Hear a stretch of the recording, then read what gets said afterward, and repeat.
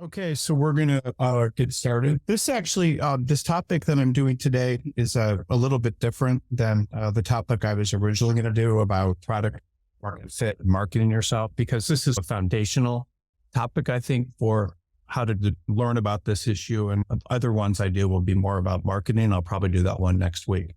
But this particular webinar today is about how to treat your career like a small business. And this actually is one of my favorite topics. It's something that a lot of people that I've given talks on this before have benefited quite a bit from it. And it's something that if you're in law school or you're a very experienced attorney, it's something that I think will hopefully be one of the more powerful presentations you ever hear, because there's so much here that people miss. It's something that I see from people that I deal with all the time that go out of business with their careers, that have good careers for their business. And this sort of thinking style is really, I think, is going to be a game changer for you if you're, if you spend time and understand what I'm talking about today. So just a couple notes. This is a live webinar. What I will do is after the presentation, we'll take a quick break for not very long, like maybe 5 to 10 minutes, 1 to 2 minutes. And then after taking a quick break, we'll come back and then answer questions. So any questions you have about this webinar or anything really in particular, we will take at that time. So let's get started. One of the things that most attorneys do not do, and it's a mistake, is they don't take the time to consider their careers that are actually businesses. And what used to happen in the legal world is up until like the 1950s and 60s, if people came out of law school, the idea was you would take the bar and then you had a license to operate a business. And after starting in the 1960s and the late 1950s, larger law firms started to grow, and the law was considered a different business, meaning it was a bunch of attorneys working together instead of more people that were working in large groups and things like we think about right now. So your career is really no different than any small business. You have a product and you're the product and you're selling that to an audience. And so when you think about this, you have to really come to terms with what a business is and understand what that means. And you have to run your career exactly a business person runs their business. And you have to think a lot about business things in terms of what you're going to be doing with that product. And for me, it's very interesting because I speak to people hire me to consult with law firms. I'm hired by people with small law firms, people with large law firms sometimes. And most of the time when you see people having problems, whether it's in their career or a law firm, it's that a lot of times they don't understand a lot of the essentials of business. And businesses, by the way, have to survive. And they survive by selling their product for as much money as possible. And also you have to think about your career that way as well. So sometimes you can't sell the product for a lot of money. Other times you can. So you have to understand how to have a product market fit and quite a bit of other things. And to be a good business, you have to understand a lot of business realities that determine how a business operates. And what that means is you have to stay in business. And I see attorneys I was reviewing candidates for a few hours, like people applying to work with BCG before this meeting.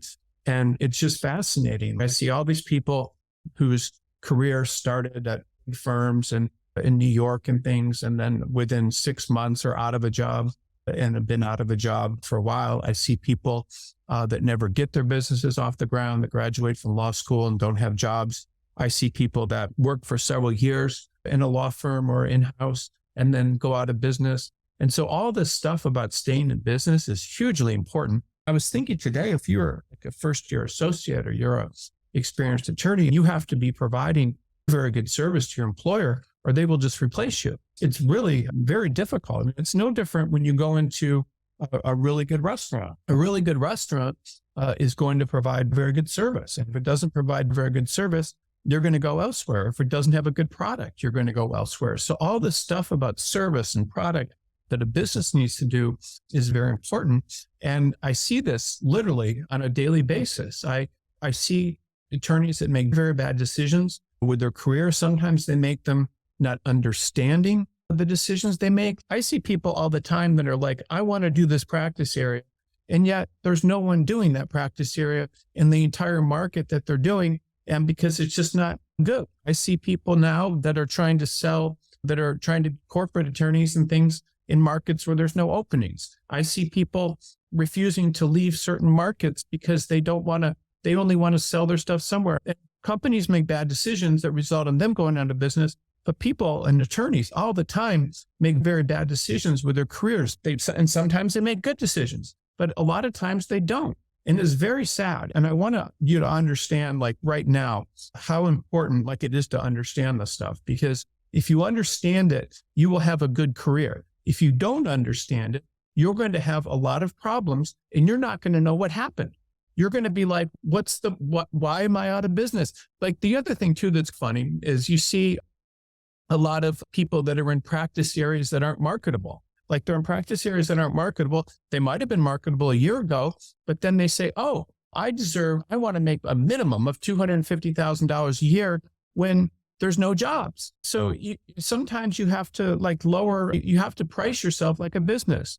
And sometimes people concentrate in aspects of the legal profession that is obsolete or is not in demand. And they expect to be selling their products, meaning themselves, in a location where there's no openings. If you're in New York right now or the Bay Area and you're trying to get a job as a corporate attorney, like you're going to have a very difficult time because there's not a lot of jobs. So if there's no demand, what do? The first thing is if there's no demand, you do whatever you freaking can to stay employed.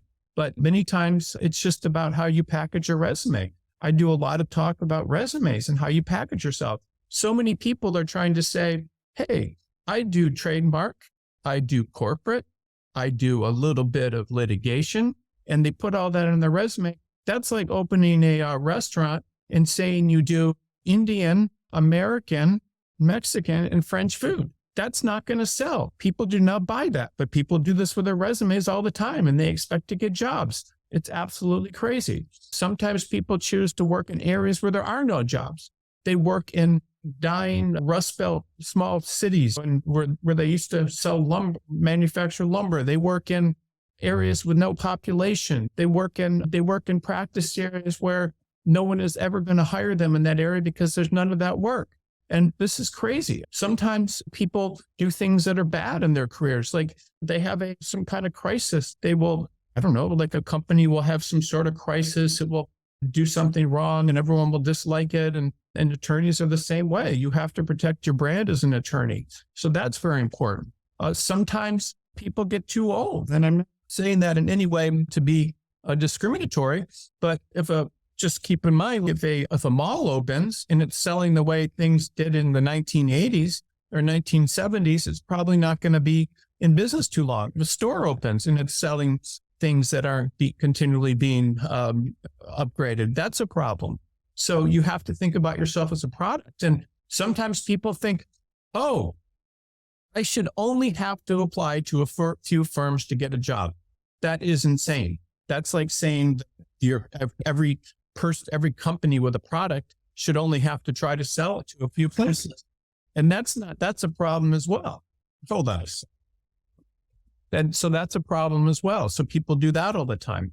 And your career, by the way, is a business and you're a product.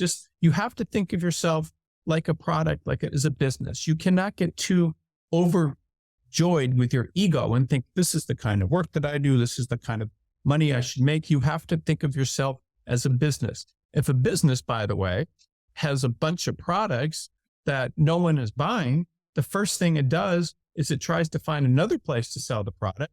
Or if the product's not selling still, it lowers the price. It accepts less money.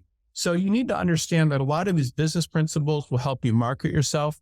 And it's something that if you understand all this is going to be hugely beneficial. Like you need to think like a business person. And the problem is lawyers, most of them don't think like business people. They expect because they have this experience that people should come to them and give them business.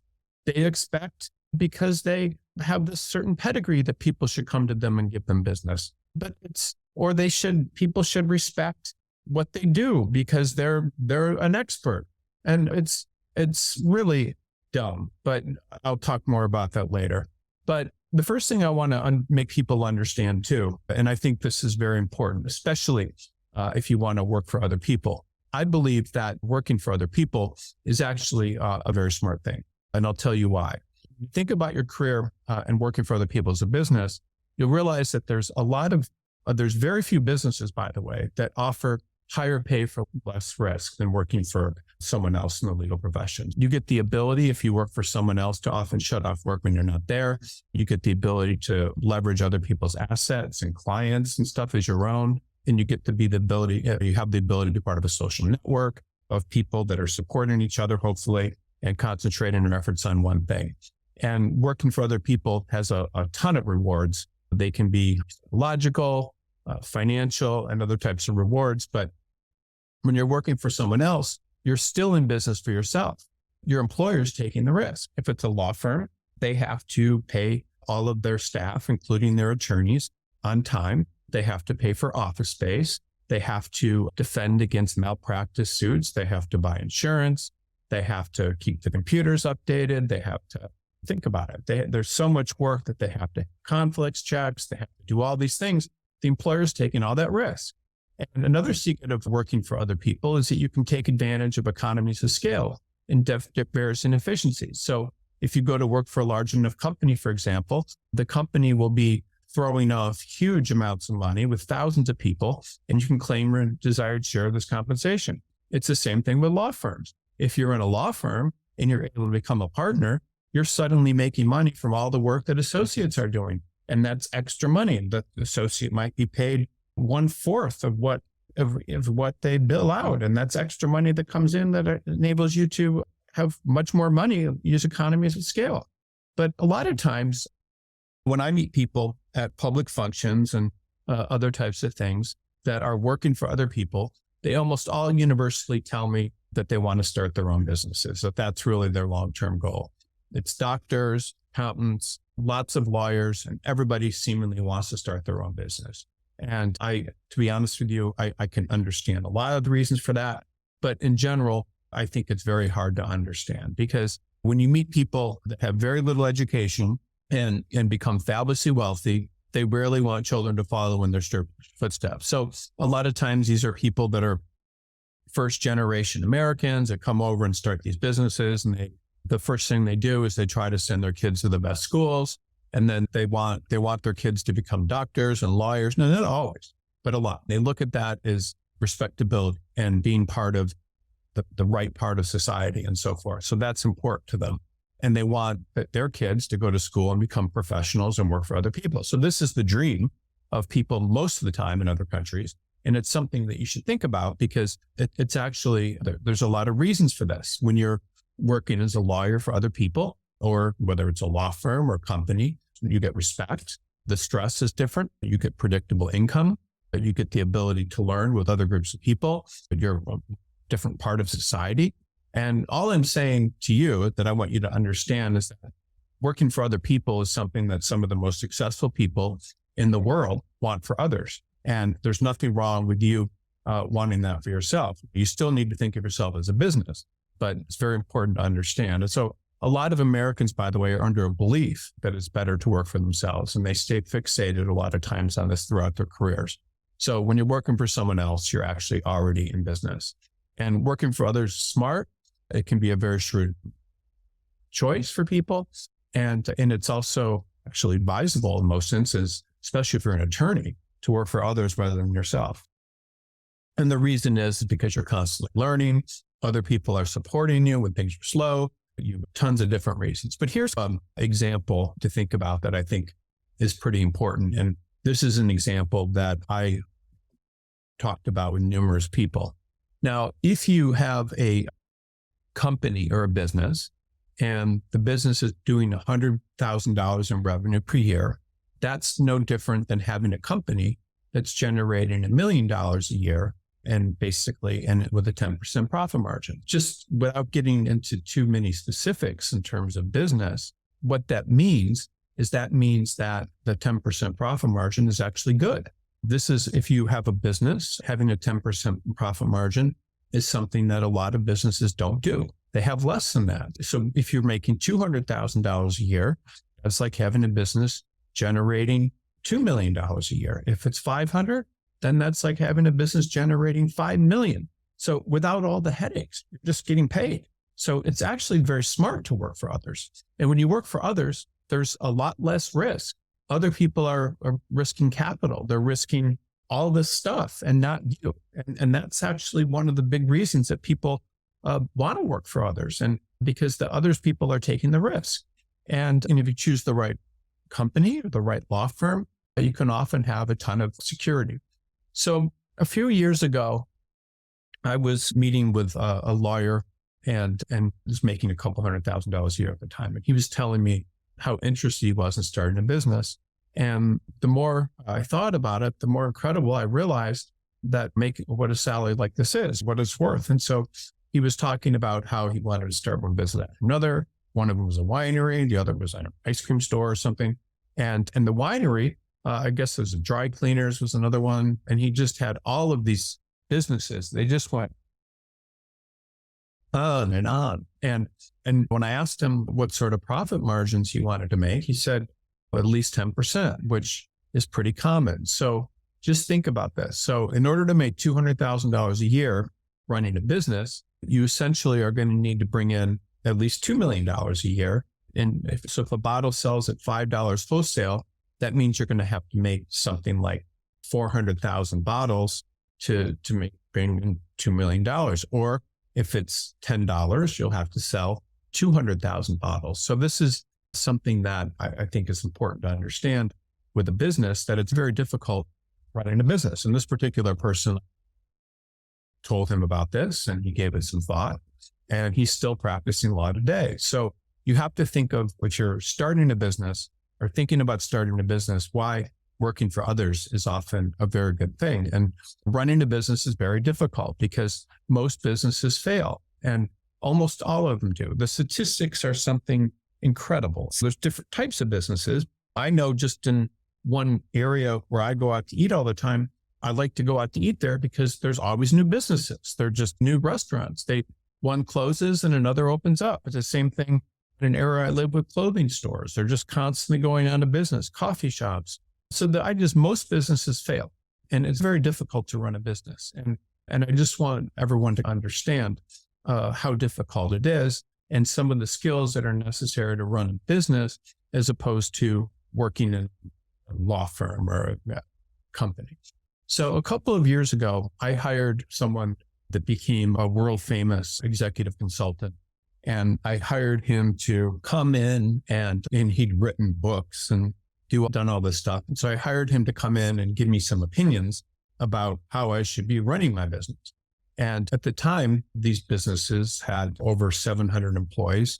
They were generating millions of dollars a month and were doing very well. And I spent a full day with this coach or this business expert who charged me $40,000 and basically sat there and told me everything that I was doing wrong. This is what these kind of business coaches do. And what's funny is they tell you everything that you're doing wrong.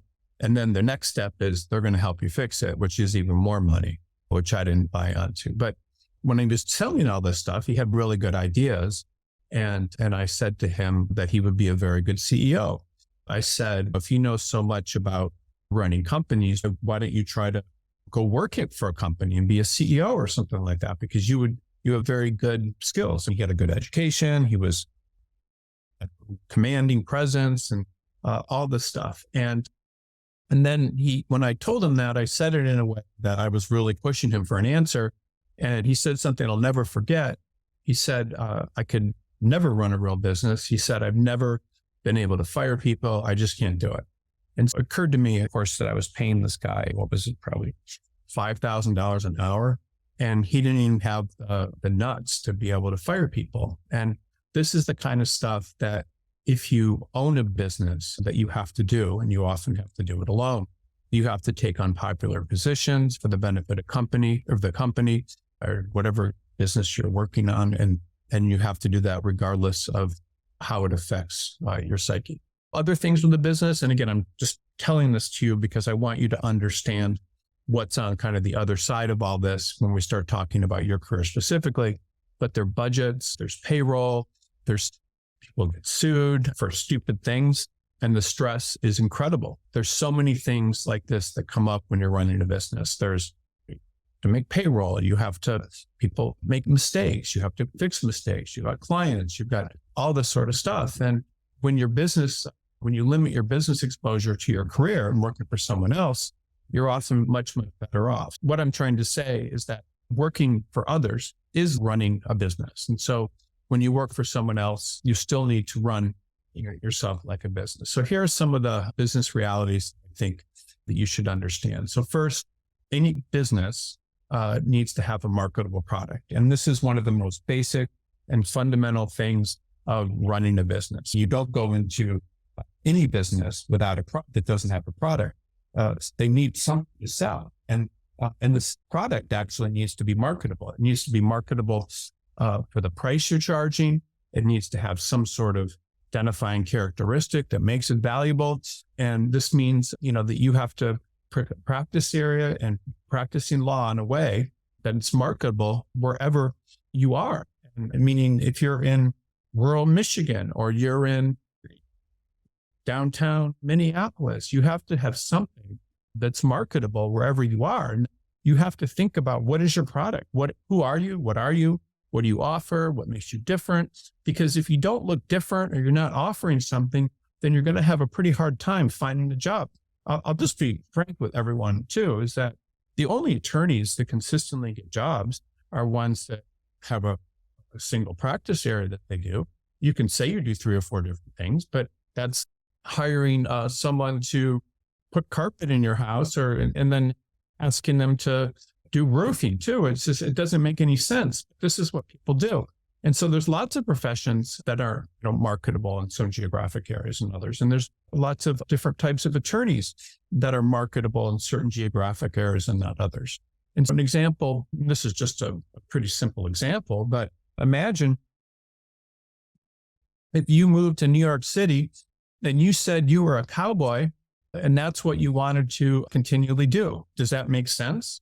But people do this all the time. It wouldn't be profitable to be a financial analyst. Might be now if you could do it remotely in rural Wyoming, but it would probably be profitable and you would probably have a decent product and chance of doing that in New York City.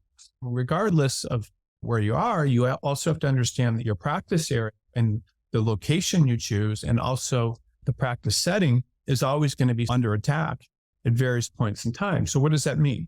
If you were a computer programmer, and this is just kind of an example, 15 years ago, and you had all these skills, you would be very well off. You would have a bright future. You would be able to make a lot of money. There would be a lot of demand for you. Things would be very good.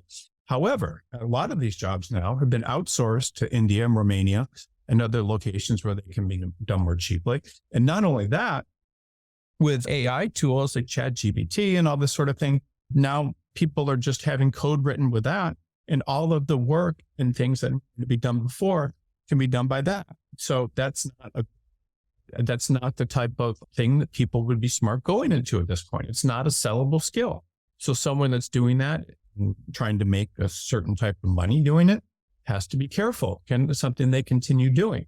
And it's the same thing with different practice areas. Certain practice areas that people are practicing law in are constantly under threat. Right now, just to give you some examples, real estate and corporate are very slow. And that's not good for people in the short term. Also, you have practice areas that used to be with huge demand, like patent prosecution, where that's not going on as much anymore. So you need to understand the legal market, and you need to understand your practice area, and you need to understand where you can sell it. And that's the game. It's not expecting people to come to you. It's understanding where you can sell things. And so at all points in time, you have to understand how marketable your product is. How do you understand how marketable your product is? If you send out a bunch of resumes and get a ton of interviews in whatever you're trying to do, you probably have a marketable product. If you send out a bunch of resumes and don't get any interviews, you probably don't have a marketable product. I'll tell you something that's interesting to me.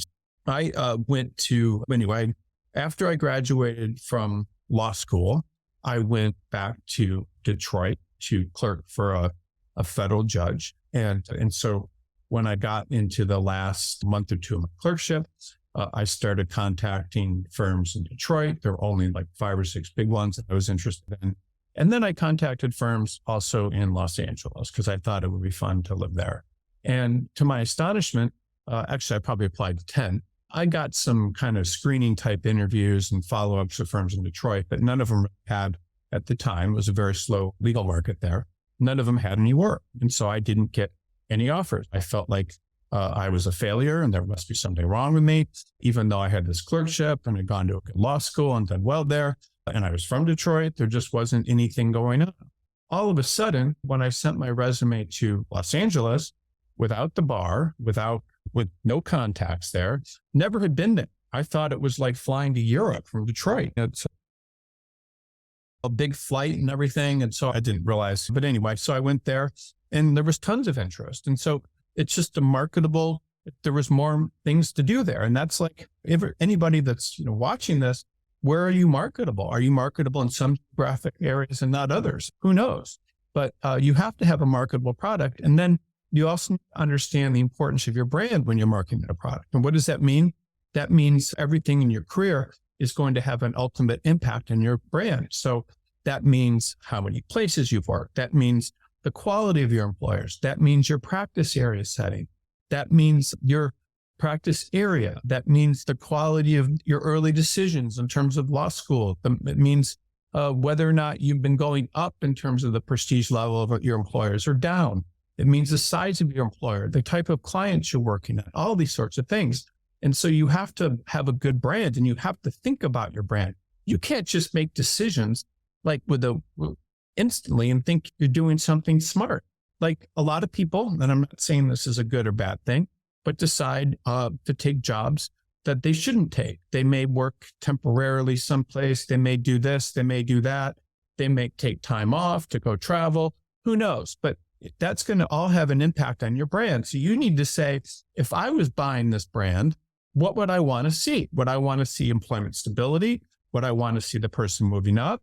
Would I want to see they're committed to working in the government if that's what they're doing? Or would I want to see they're committed to working in the law firm?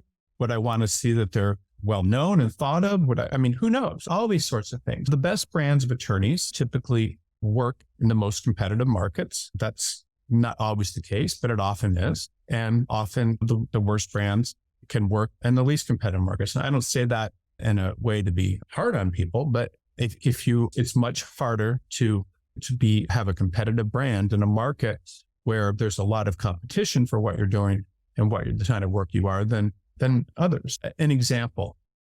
So if you want to work in an investment bank in New York City, you probably, if it's a good one or a big one, you're probably going to want to go to something like Harvard or Stanford or one of the MIT or one of these great business schools or Chicago, than going to the University of Phoenix at night for an MBA. You could do that, but it's not going to get you a position at a big bank in New York. It's just not going to work. I was working with this law firm that's starting up to sue health insurance companies or something in this big cases, and they only want to see people from Harvard, Stanford, and where's the other school? Yale. Those are the only 3 schools they're recruiting from, which is insane, but that's what they want to be as their brand. So I'm not trying to be insulting to schools. I'm not trying to be insulting to anyone, but if you want to get certain jobs, you have to have a certain brand and you have to understand what can you do with your brand to do the best. And the third thing you need to know how to do is you need to be able to market your product in the best possible way. So this is one of the dumbest mistakes. And this is what I was going to do a webinar on just this topic today, but I want to give you some context on it before I do the webinar. But you need to know how to market your product to do the best you possibly can. You need to put your brand before a lot of people to make the most sales, which means to get the most interviews and job offers. You have to get your resume. If you're trying to get a job and fix your resume so it's good, you have to get it out to a lot of people in order to make sales. This is what people do. Think about, I go out to my mailbox every day and there's all this junk mail. And these are people trying to sell things. My phone's always ringing with things trying to sell me things. Now I get text about people trying to sell things. This is what people do I pick up magazines and there's ads. I browse the internet and there's ads. They're all over.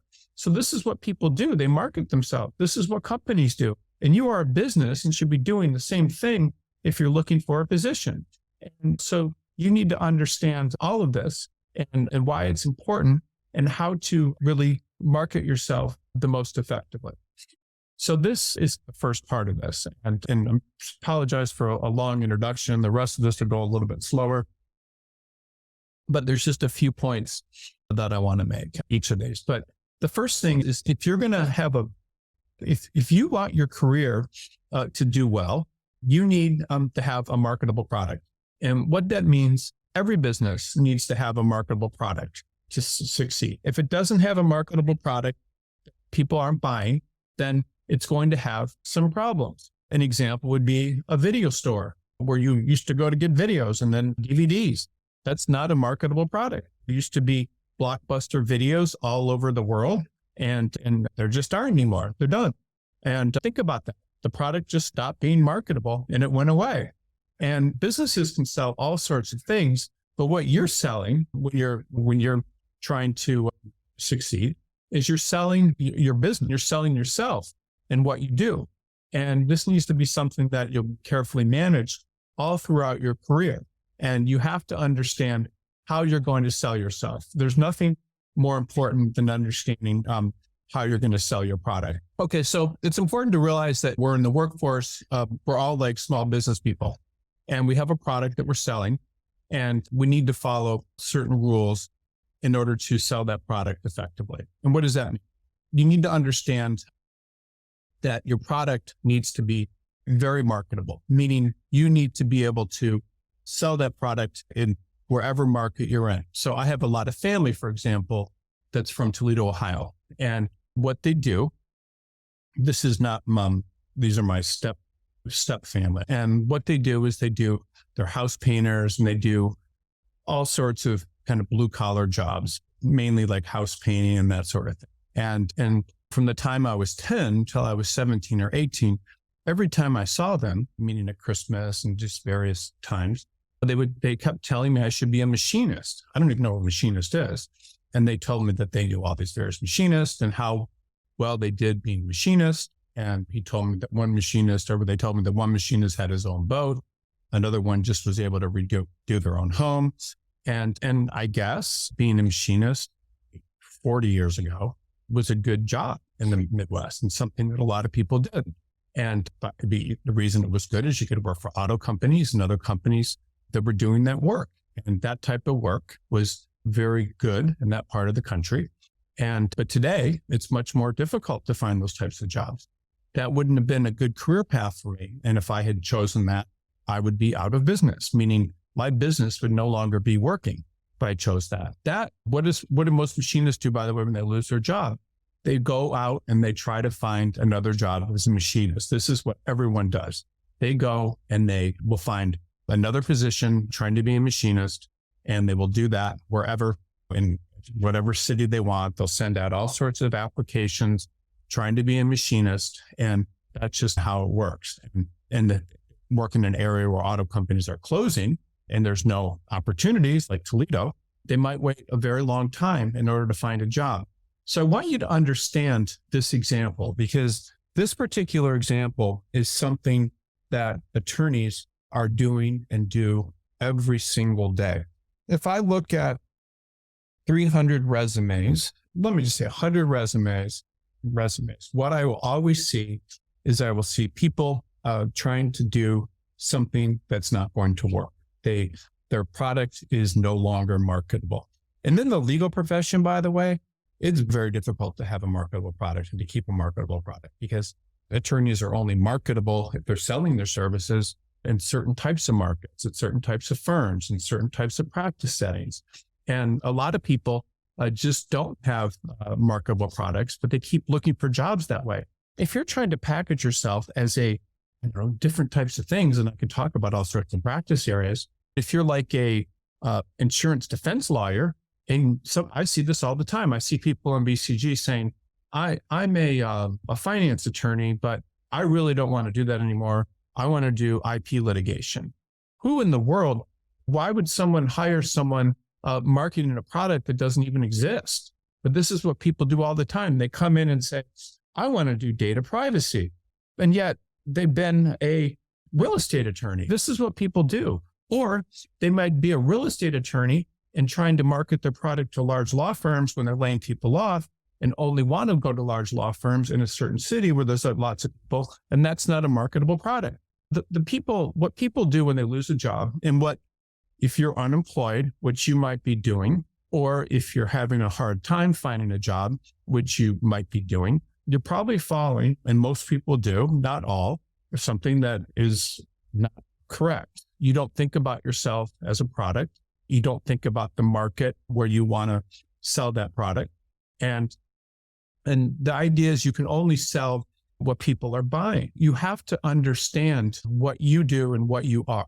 So if you are whatever your practice area, whatever your experience is, you have to understand, is there a healthy market for what I'm doing? Is there a healthy market in law firms? Is there a healthy market in the government?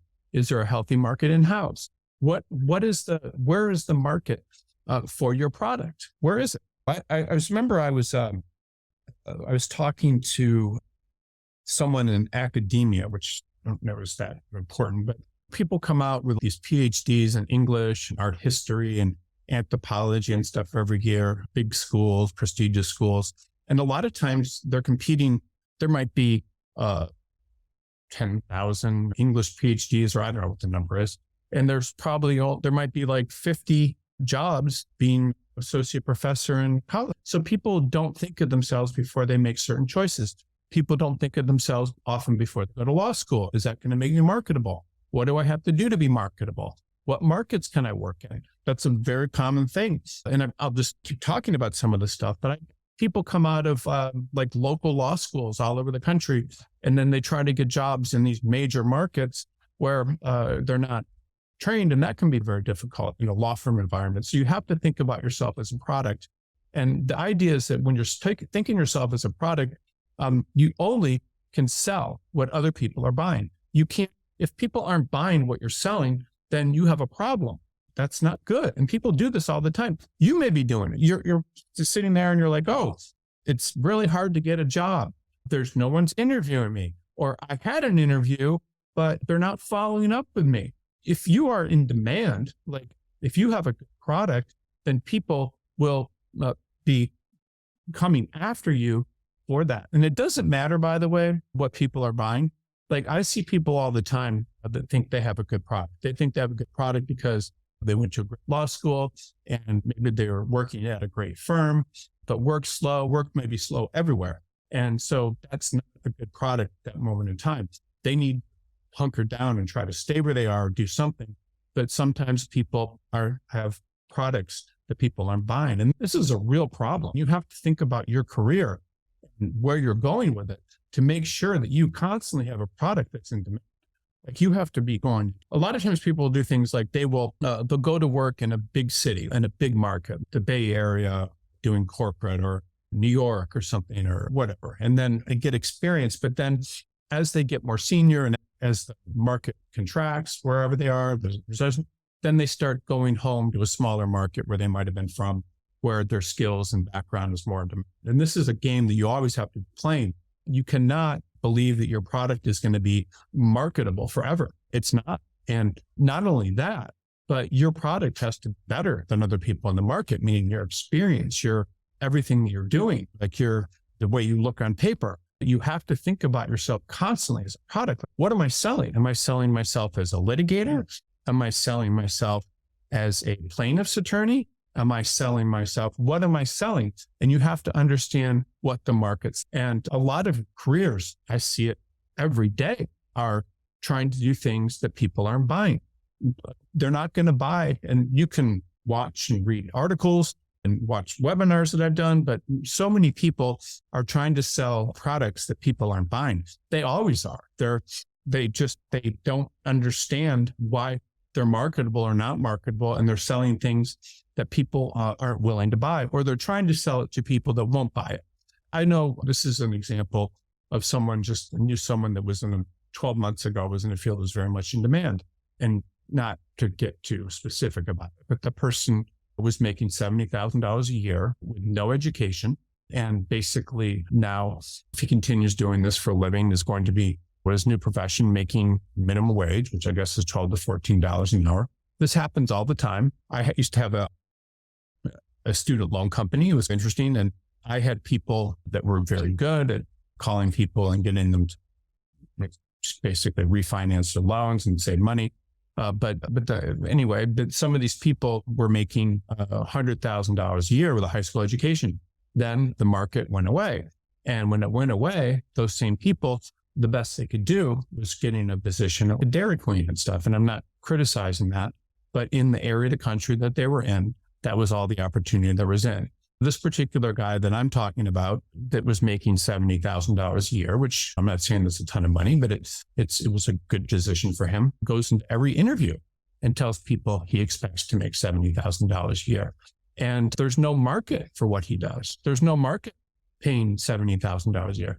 This happens to the same thing with attorneys. Like attorneys will say, this is crazy. I see this all the time. And I see this because of the volume of people the number of people that we get interviews for at BCG, which just tons of people getting interviews every day. What happens a lot of times is some of these attorneys will be unemployed or basically have a certain number of days or weeks before they lose their job. And they'll get an interview with a law firm and they'll say, how much does it pay? And we'll say, if they're making $200,000, we'll say maybe it pays $150,000. And they'll say, I'm never going to accept less than $200,000. That's my worth in the market. People do this all the time. And then they lose their job. And then they continue to go out in interviews saying they want to make the same amount, but no one's buying their product. So that's a problem. Anytime you're trying to sell your product for more money than people will pay, no one's going to buy it. That doesn't work. But you have to think about it. You have to really think about, what are you doing? And once you sell your product, you get someone to buy it, then you can always get more money from them later if you're doing a good job. But you have to be able to sell your product, and you have to understand that you have to have something that you can sell. And it's important. Again, if I was a machinist in the Midwest, for example, what would I do?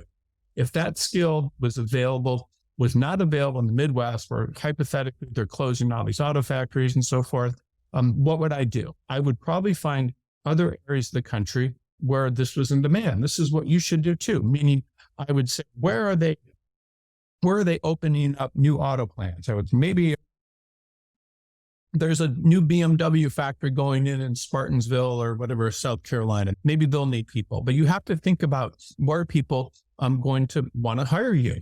And if there were not opportunities in the United States, maybe they need someone who's trained in how to be a machinist in some part of the developing world where they could go to Burma. Or so, I mean, you can think about where you can sell your product, but you might also think about having another career, or you might think about how to package yourself more differently.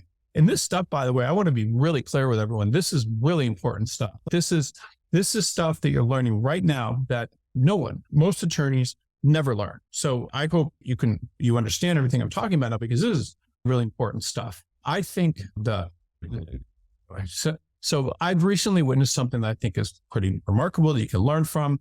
There was a real estate boom, which I'm sure you're aware of, a few years ago when interest rates were low, where there was just tons of work. Small real estate firms became overwhelmed with work.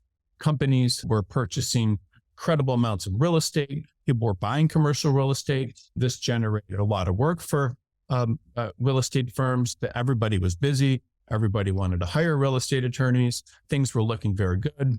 Everyone was excited. People were going into real estate. But about 18 months ago, that slowed down. No, it hasn't slowed down in every area of the country. There's still workouts and other things going on, but the work has drastically slowed down. A lot of these firms are aggressively letting go real estate attorneys. Some of them are helping doing new things, like we're helping new financings and things, but a lot of people are letting go of real estate attorneys. And things have gotten so bad that real estate firms could theoretically start going out of business. And this is a crisis for real estate attorneys. When interest rates get high, people purchase less real estate. When they're 8% or whatever. So that's not basically then that something interesting happened, and it is happening now, is that a lot of these real estate firms they're helping with advising on bankruptcy and judicial foreclosures and that sort of thing. Now, a lot of bankruptcy firms are starting to grow. So there's all these openings for bankruptcy attorneys in all these big markets. That's starting to be a very good market. But if you were a bankruptcy attorney 4 or 5 years ago, it wasn't. Bankruptcy firms are actively hiring. So this sort of things happens all the time and in different markets, but you need to understand what your practice area is. Is it marketable? Are there too many people in it? Are there not enough? Do I have certain types of skills? And as a business, you're operating in a small business, and working as an attorney, you are a small business. You need to be considering, is my product marketable? Is there a market for it? Is it marketable in this area, not marketable in others? Am I charging too much money? Does my product need to look a certain way in order to be purchased? And you need to remember that every decision that you're making with your career, every new job you get, every type of your practice area, your choice, where you're working, what size, what practice setting, all these things is going to determine your marketability. And you have to understand all this. You have to look at businesses all around you and say, why are they going out of business? Why are they growing? What are they doing differently? What are they doing? How are they marketing themselves? And a business someone that wants to work in a business, you could brand yourself as a big company or big law firm employee. You could brand yourself as a small law firm employee. You could decide you want to be a government employee. You have all these choices. You can even say, I want to work alone if you want to run your own business completely, or you could work for a large firm, but everything you do, you're in charge of your career. And there's a lot of aspects of your product that won't change. These are going to include things like your education, how well you did in school, the first company or law firm you worked at, your current skills, and a lot of other things and you've done. So those are all important. But if you look around you, obviously see lots of businesses operating, and the pedigree of these businesses doesn't matter so much as how well they operate, meaning are they continually reshaping themselves to appeal to more and more customers. If you look at every business, I was just reading today that Facebook stock has tripled or something, whereas a year ago it was way down because they were trying to do the metaverse or whatever. So people continually are switching gears and doing different things in businesses and remaking themselves to continually bring in more business. This is how it works. And so you need to look at the field you're in, like the business world. You need to look at your practice area. You need to look at where you're working. You need to look at how much you're charging. You need to look at your resume. Like, how does that look? And does it look focused or does it look all over the place? You need to look at how you're interviewing. That's what's a form of when people are out meeting clients. And whatever business that you're in, you need a marketable product. If you computer programmers used to have experience in one type of programming, for example, and then that would be a product, but you need to be able to sell your product in wherever area you're in. I know I keep saying that, but you sell it to the most valuable areas. So an example would be if you are like a programmer programming this kind of deep sub-level language like Perl or something, you would have a much more, people don't really use that language much anymore, but you'd have much more valuable and luck selling that product in Silicon Valley than rural Nebraska. But this is a lot of stuff that people do all the time. So everything is about having a marketable product throughout your career in the area in which you want to work. And the point of any business is to survive and for the business to grow. So think about that. Are you surviving as an attorney, and are you growing, meaning getting better and growing your business? And this is very important to understand. Like, growing your business is a different thing than surviving. So what does growing your business mean? Some of the most marketable candidates, in fact, I would say more than 60 to 70% of my placements of attorneys, and I place a lot of people, but those attorneys, I want you to think about this. The attorneys that get the most jobs portray themselves as moving to their next law firm as something that is improving their, meaning it's a step up and they've always been going up and they've always been improving. People like growing businesses. The only way you can get money if you're trying to get private equity money or venture capital money generally to show that your business is growing. Once your business stops growing, then you're in trouble. So you need to make sure what are you doing or not doing to make your business grow? What are you doing to have a marketable product? And you need to consider having a market for your skills and run business accordingly. One of the things I was going to talk about, I was originally going to do another presentation today, but one of the things that's interesting to me is all sorts of people will go into different practice areas and they'll just go work in a law firm or wherever, and they'll just do the work and that's it. Instead of thinking themselves like a business, what would a business do? A business would start writing articles about their practice area and things that they do. They would focus those articles on different things within that practice area.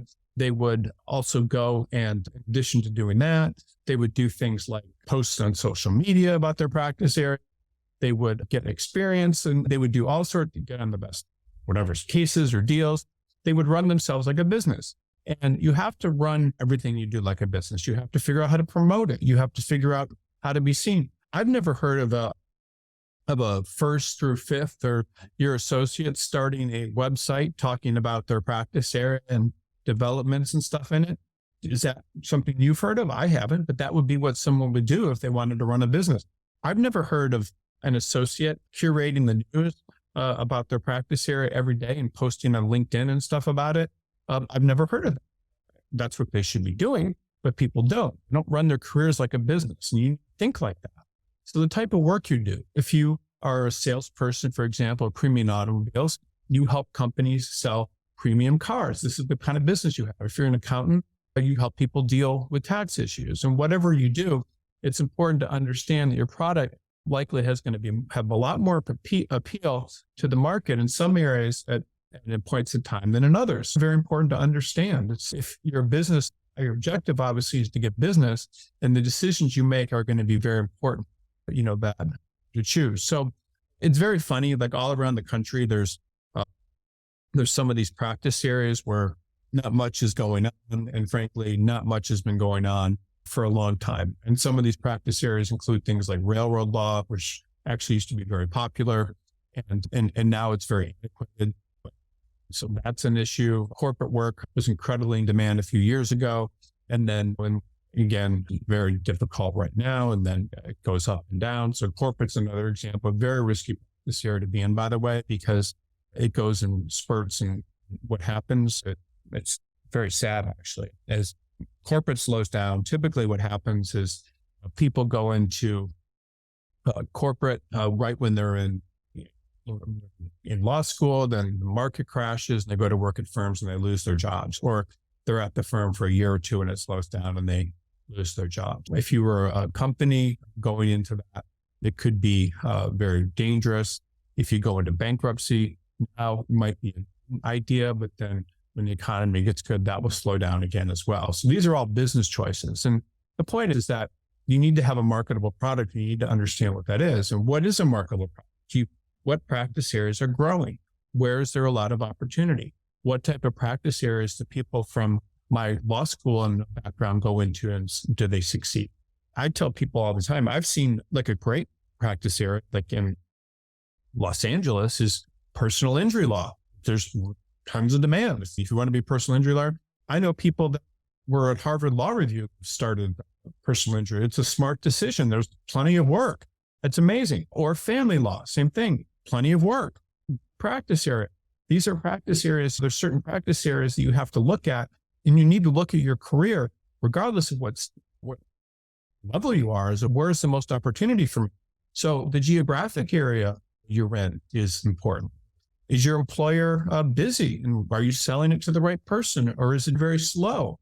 Is it, are there opportunities for advancement? Is this the best place to sell my product if I want to continually improve? These are all important things. And all of these things are going to have a bearing on whether or not you succeed. You have to understand this. You need to have a marketable product wherever you're trying to sell stuff. And so many people fail because they just don't have their business adapt to the economic climate.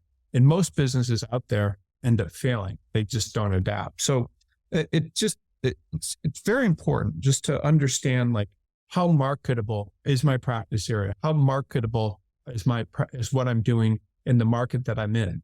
All of these things you need to very closely watch. And the closer you watch them, the better off you're going to be. But you need to understand it. You need to understand, if I'm not getting interviews in this market, what am I doing wrong? Is there another market? What's wrong with my resume? Do I not look marketable? Are there mistakes and things I could make to fix my resume? What could I do to look like a much better person and much better, more marketable in what I'm doing? So this next point is about your brand.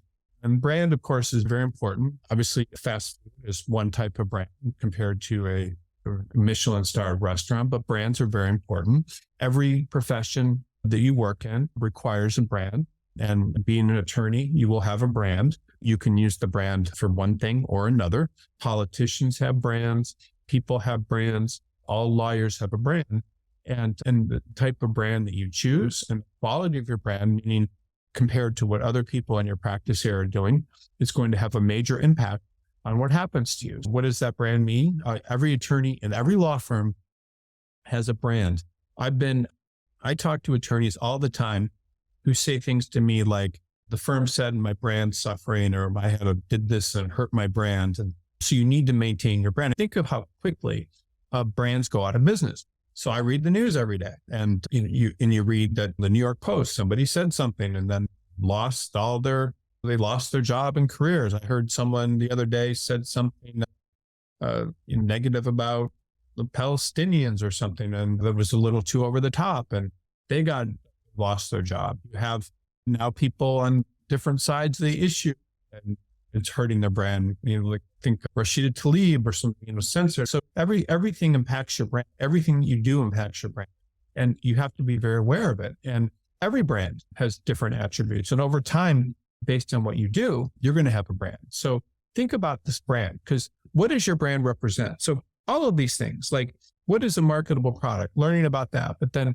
how do you maintain your brand in the eyes of employers is very important, because companies spend all sorts of money and time protecting and developing their brands. What do you think billboards are? What do you think magazine ads are? What do you think internet ads are? These are all brands. And so what they're trying to do is they're trying to make people consider you as one type of person when they're working on your brand. So everything like BMW, Chevy, RC Cola, which is thought differently than Coke, all of these are brands, and those brands have been developed by those companies because they're trying to make people buy them. You have to be able to do the same thing.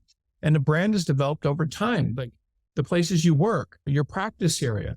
All these factors will have a bearing on the quality of your brand. What is a brand? If you are not employed and looking for a job, that's a certain brand. You need a job. You're not employed, that you're maybe less in demand. If you're working at a part-time basis for a law firm and not full-time, that's part of your brand. If you decide to work in-house as opposed to a law firm, that's part of your brand. If you did poorly in law school and never worked in the summer in a law firm, that's part of your brand when you get out of school. If all of your experience is in a small market, and that's part of your brand. If you have worked in 3 or 4 different law firms in 2 years, that's part of your brand. So think about, what is your brand? What is every decision that you make in your career? How does that going to impact your brand? Because you have a brand. You have to take a hard look at yourself in your resume and understand, what does my brand say?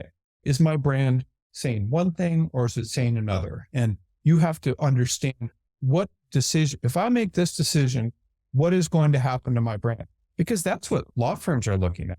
Like law firms, some of the best ones are experts in picking out these brands, and people have made these brands for themselves based on the decisions they've made, based on what they've done. So an attorney at Cravath, Swaine and Moore has made certain decisions about themselves that impact their brand. An attorney at a small firm doing something that's not as marketable practice area has made decisions which impact the brand. But everywhere you go, people are making brand decisions, and you have to think about what your brand means.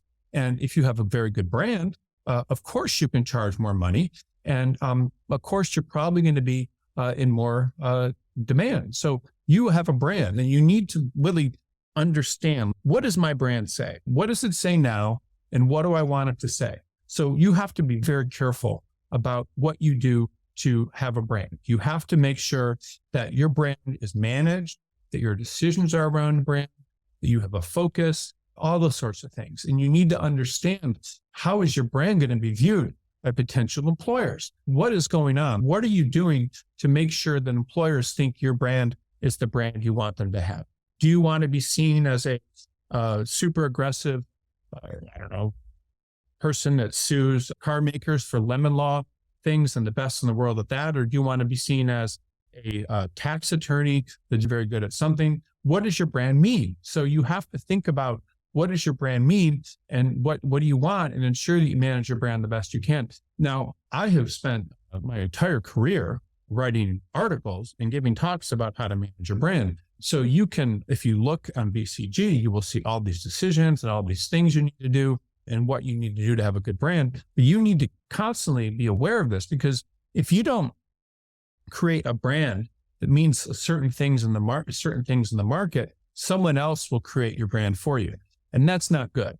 If you are desperate for a job and go to employers and say you're desperate, that's your brand. If you are willing to work for very little money, that's your brand. Everything you do is your brand. And you can shape your brand in so many ways. It's shaped by the things you do and the things you don't. But I really want to be very clear that every single person watching this has a brand. And depending on what you want to do, you have to understand, what is someone going to hire me? What does my brand need to be? So if certain firms, you have to have a certain brand. Other firms will want a different type of brand. Like this person I know that has a large, very successful personal injury firm would never hire someone that had top credentials from schools and stuff.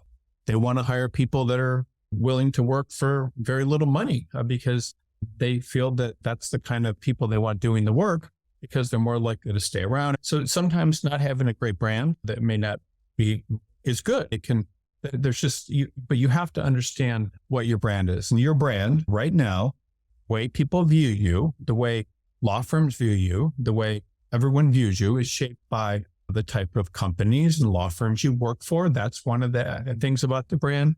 They're shaped by how long you worked at these companies, law firms. They're controlled by the promotions or everything you receive.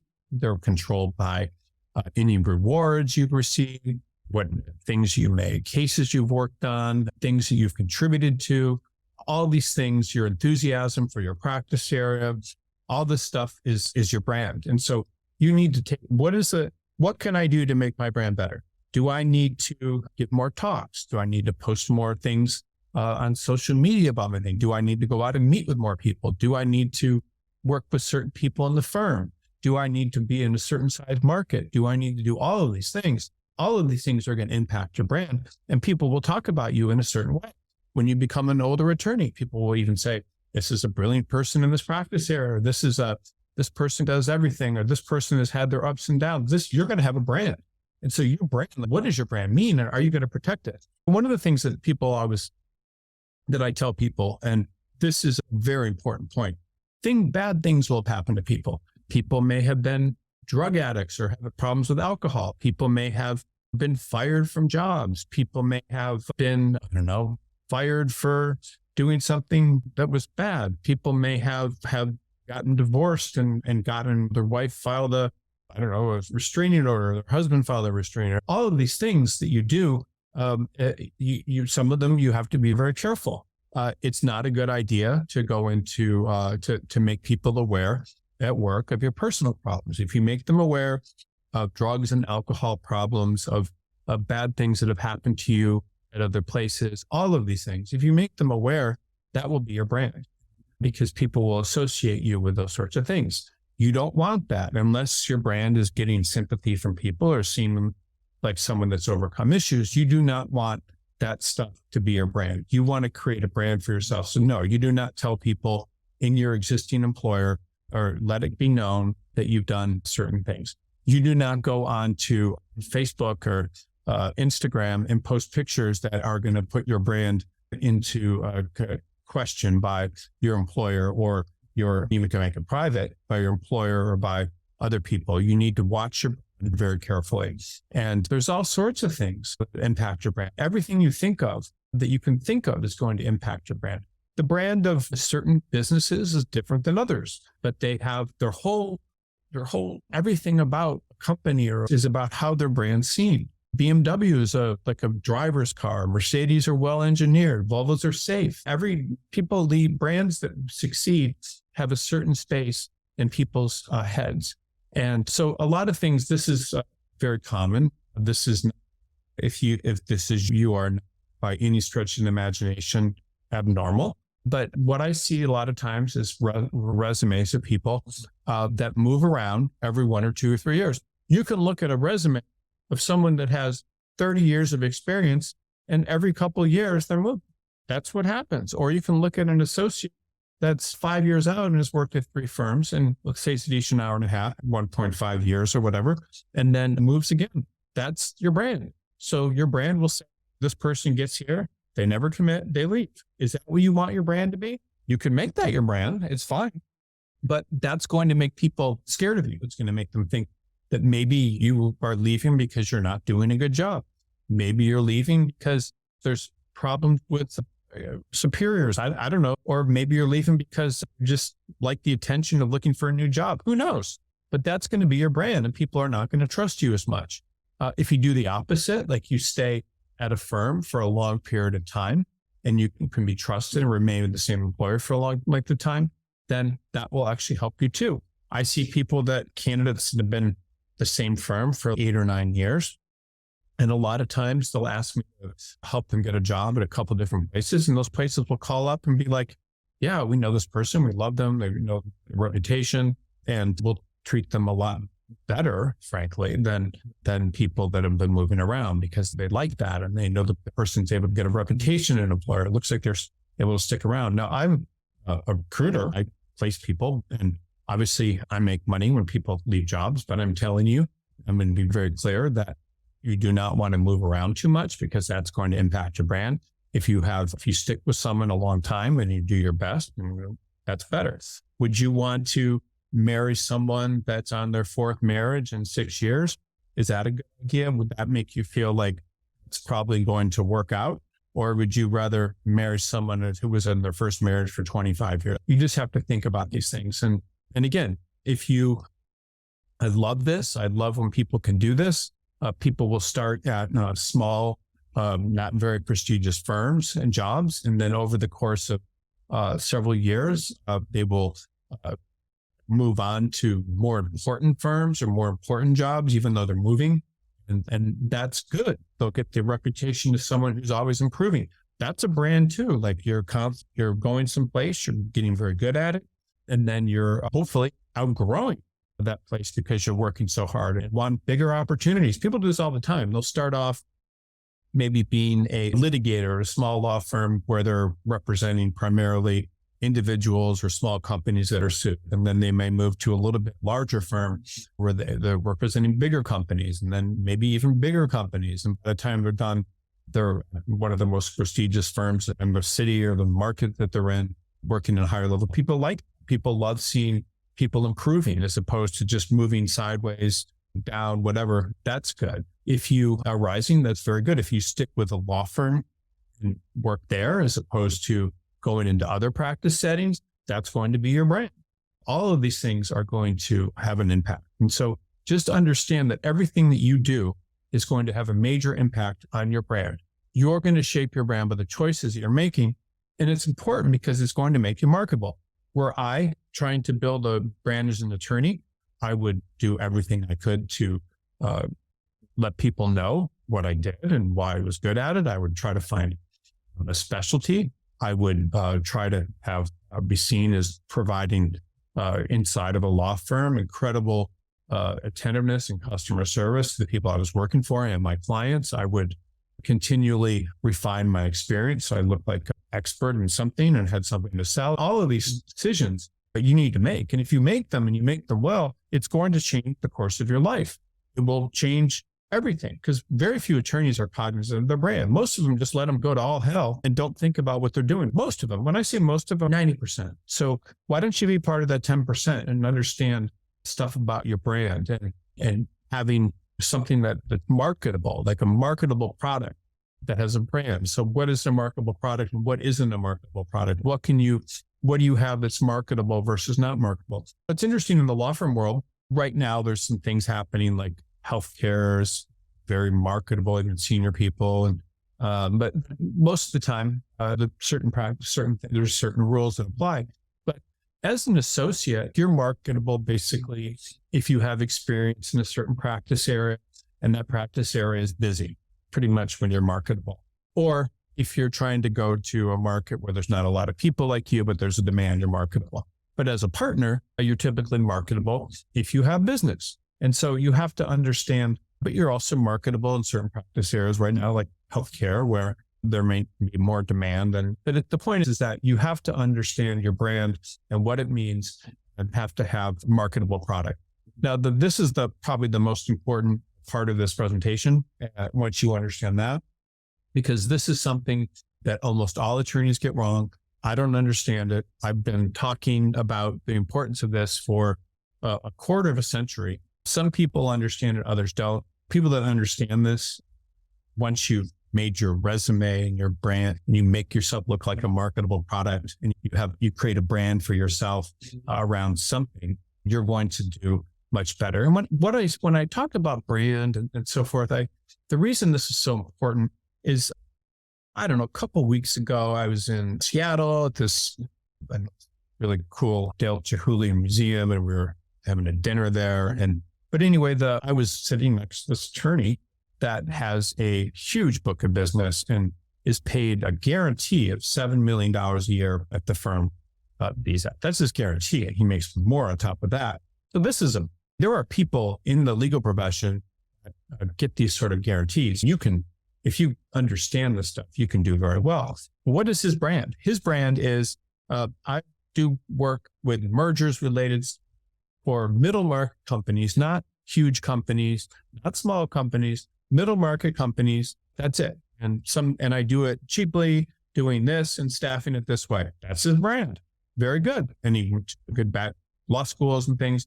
That's the brand. It's not too complicated, but that's the brand. So you have to have a brand. You have to have something that you stand for, and you have to be seen in a certain way by clients. I just hate to keep harping on this, but a few years ago or several years ago, I had this real estate dispute, and it was about something called option contracts and how they're interpreted under California law and all this stuff.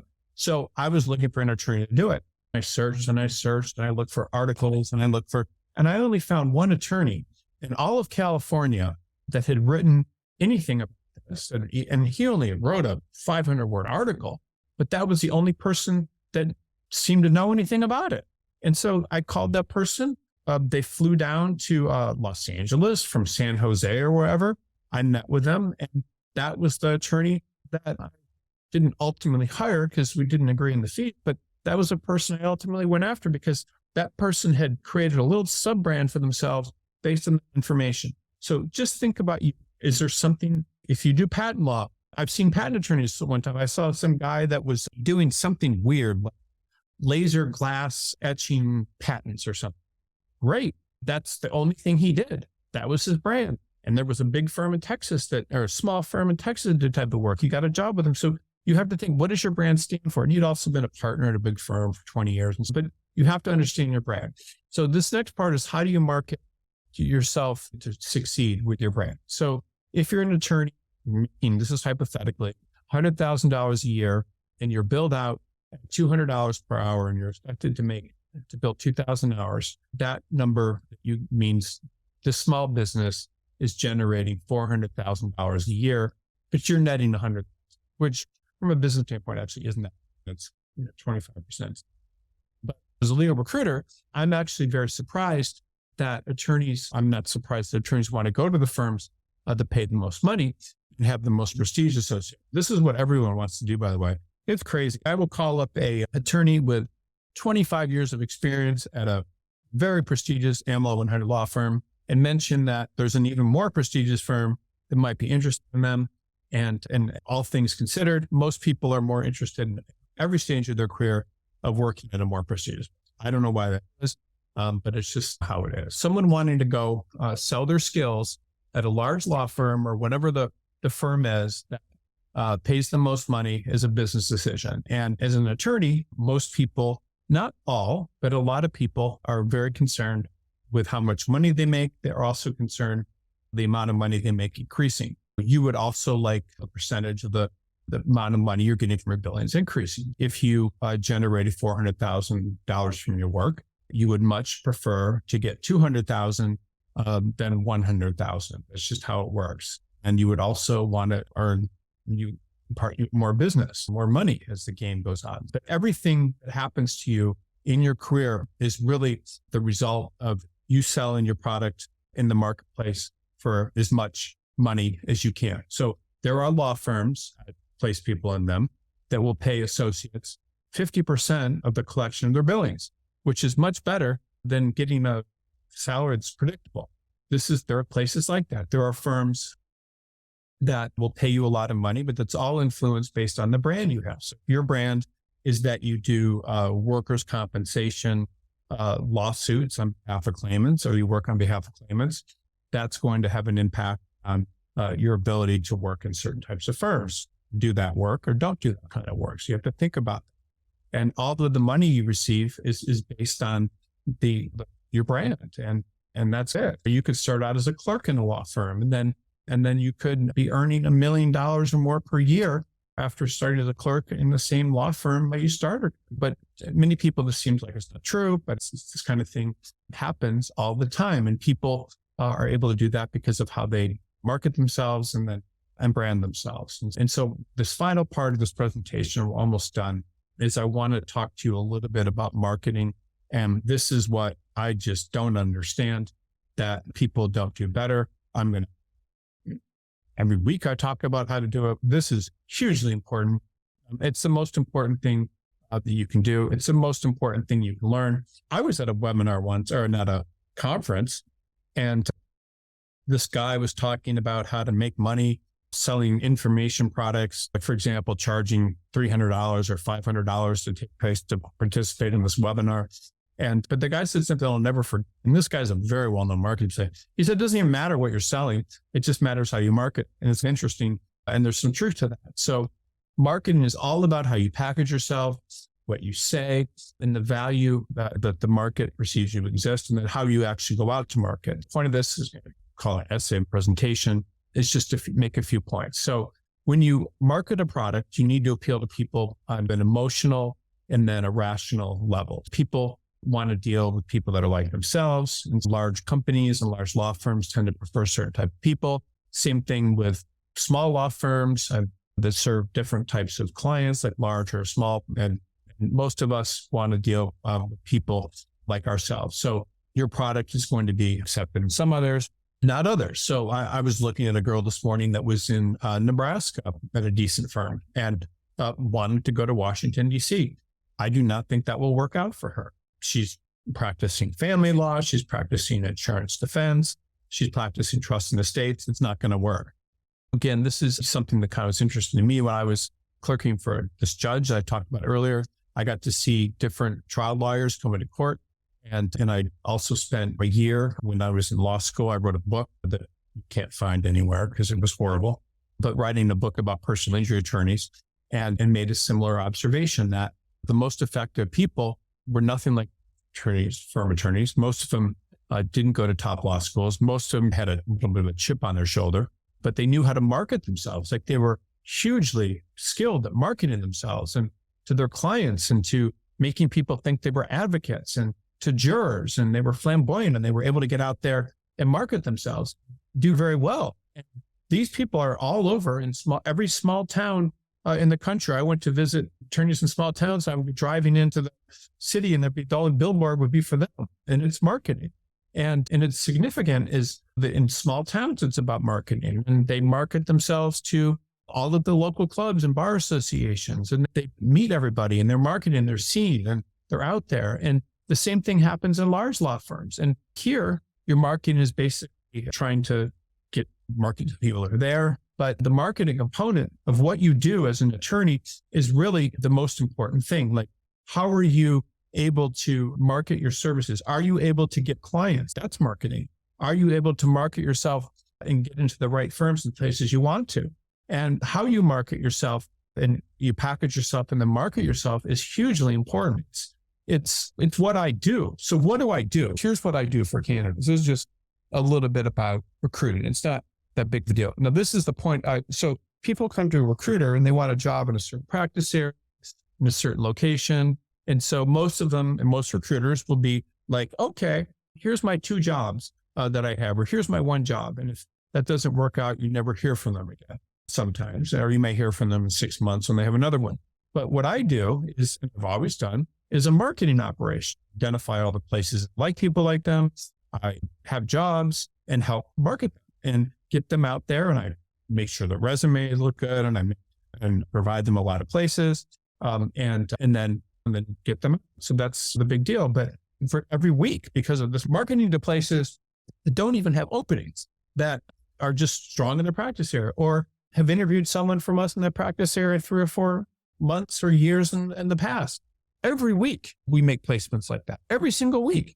And we make placements at all practice areas. And I'm not saying that I'm not marketing my services to everyone right now, but what I am saying is that if you're able to market and you're able to get yourself out there and package yourself in the right way, you're going to be able to get tons of jobs. There are more than enough law firm jobs. There are, in our database alone that we work with at BCG, this is 30,000 law firms. It's just sick. There's so many places can work. And a lot of times a good recruiter needs to understand what makes an employer, makes a candidate marketable. They need to understand you when you're looking for a job about marketing. You need to make sure you get yourself out there. Like I talk every week, and I'll talk more when we take the Q&A in a few minutes, but about just finding places to sell your product. You can do it on Google by searching for law firms in your area that aren't advertised. You can do it all sorts of ways. But to sell your product, you need the highest price. You need to have the largest market for it. You need to get yourself out to as many places as you possibly can do. And this is Law Crossing and other services that I've had will help you get out there. I'm not going to recommend products. The idea is that the more you get out there, the more you market yourself, the better off you're going to. Just remember that you're a product. You need to think like a small business, and your career is a business. And the more you market yourself and the better you do, the better off. So I will take a quick break. And then when I come back, we will take questions. I'll probably talk a little bit more about this, but let me just come back in a few minutes. All right, awesome. So give me 1 second. I'm going to put up a Word document so I can take questions. And by the way, questions I think are one of the most important parts of these presentations each week, because the better questions and the more questions you ask, the more it can help you. I think a lot of times people have things happening to them in their careers that they may not understand or better understand, or just questions in general about different things. And I think today's presentation, you understand the gist of it, is important. I would also recommend, if I were you, I would read marketing books, I would read branding books, and I think that would help you quite a bit, because understanding how to market yourself like a product and is incredibly important and very important. But one of the things I just wanted to observe very quickly, and I talk about this a lot all week, every week, but one of the most important things of anything that you do is having the ability to get your product out there to the most people possible. And that really, let me just see if I can pull up a new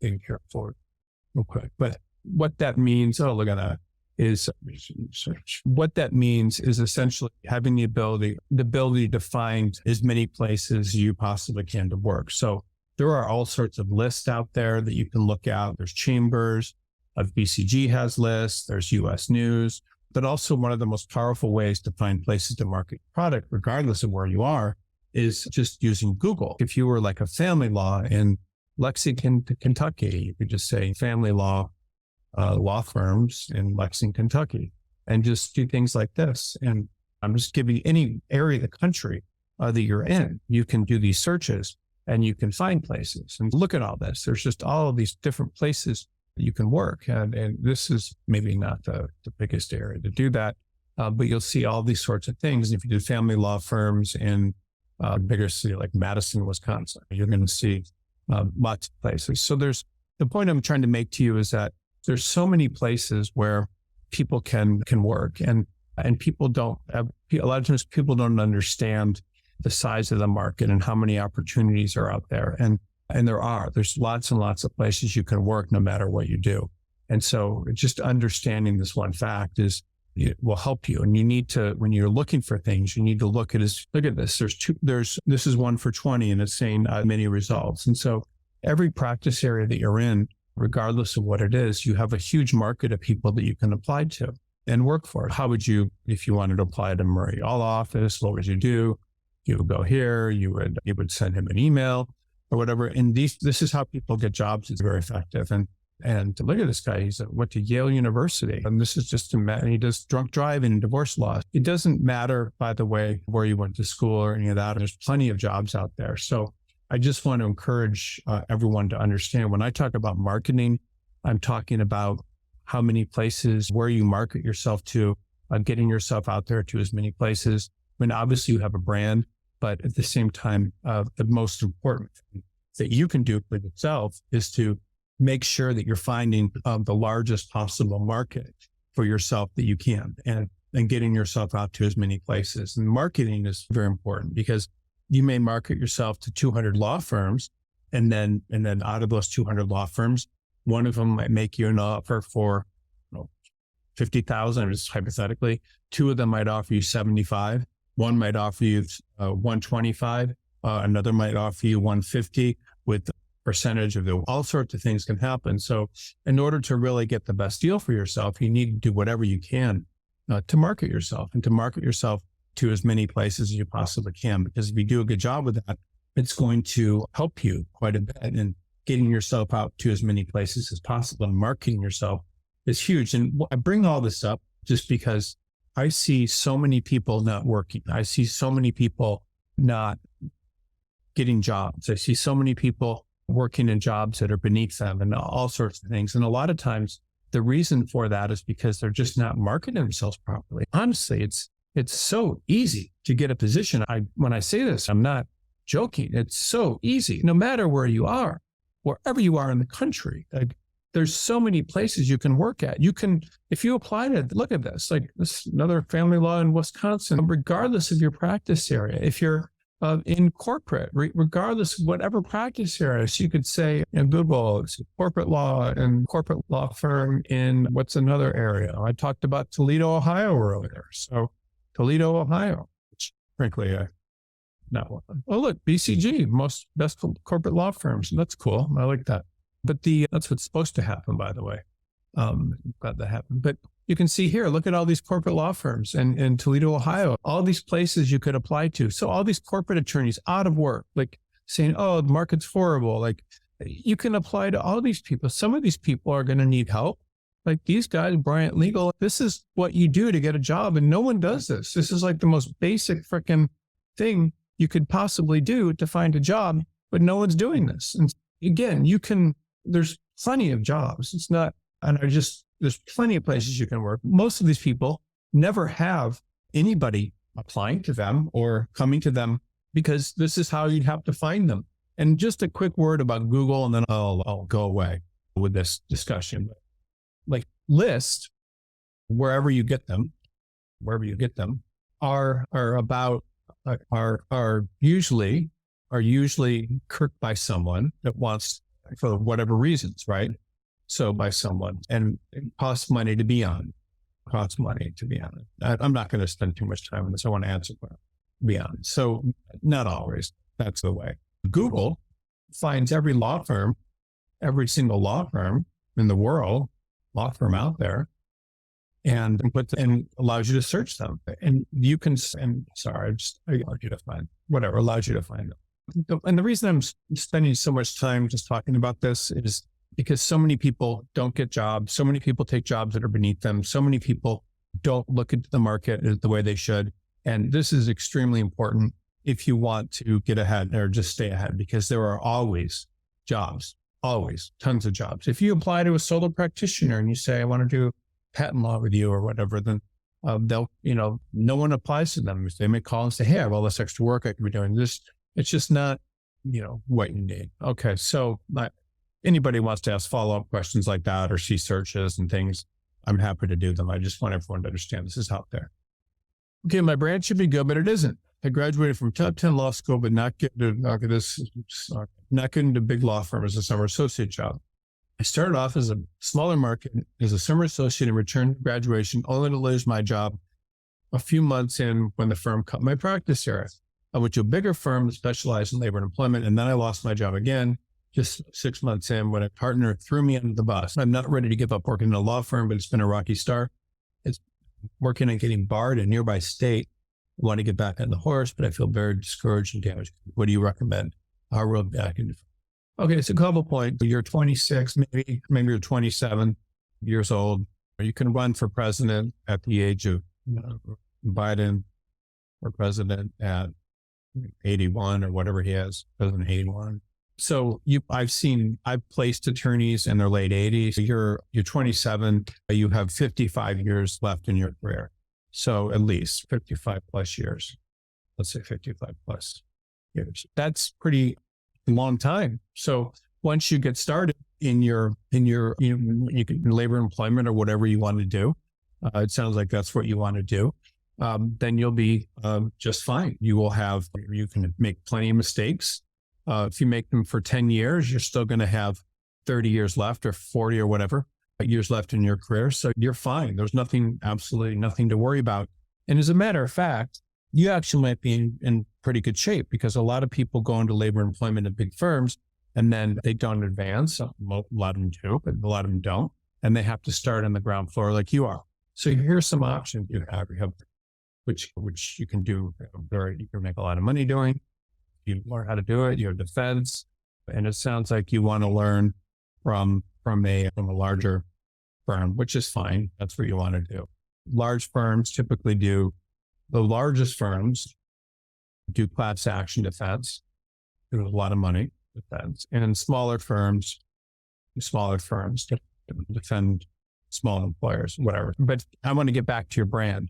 So you do not need to go to another market to get a job. You don't need to worry about whatever's happened to you so far, because you have a long career. It doesn't matter that you went to a top 10 law school. All that says is that you're smart. It doesn't mean that you know how to market yourself. It doesn't mean that you're a failure because you didn't get a job in a big firm like everyone did. You're not damaged goods. You need to not worry about any of this stuff and just start working. I don't care what market you're in. Let's see, you said you start off in a smaller market and then returned after graduation, only to lose your job a few months into the firm after they cut your practice area. So that's fine. So let's say Google, have no idea where you are, but let's say you're in San Antonio. Go here and you'll see all of these different firms doing this work. They just go on and on. You do not. And just because these aren't Littler Mendelssohn or Jackson Lewis doesn't mean any of these are bad places to work. Look at how many there are. And San Antonio, by the way, is not a huge market by any stretch of the imagination. So you have all of these places where you could possibly work that say they do. I don't know if they all do, but there's plenty of places to apply to in every freaking market. It doesn't matter. There's lots of places. None of these places are getting applicants or people just showing up. And then you have all these lists. You have super lawyers, you have fine law, you have BCG, you have expertise, you've got Justia, you've got the Tully Ricky, which is actually a pretty good firm. And you've got all these places just showing up on these search results. Look at all these places. So you are not damaged goods. You can get a position. Look at this BCG. I love this stuff. You can get a position in tons of places without having to really worry about it. You have so many opportunities where it doesn't matter where you are. The last thing in the freaking world you need to do is go to another state. You want a bigger firm? That's fine, but that doesn't mean that a big firm's going to hire you. They'll hire you once you go someplace and get 3 or 4 years of experience and show some stability, but getting that in, but you need to get in the door. All that means you need to start somewhere small. By the way, we looked at some attorneys earlier from these small firms. They went to Yale, they go to top law schools, and they're good people to teach you. But another thing too, I just want everyone to understand, when you go to a smaller firm, you get to watch like how that person or those people generate business and how they survive. You get to learn how to service certain types of clients.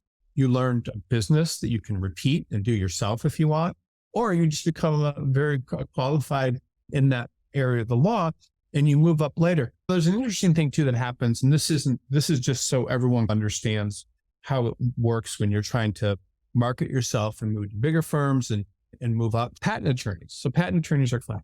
So patent attorneys, and this is related to you, but it's related to moving up.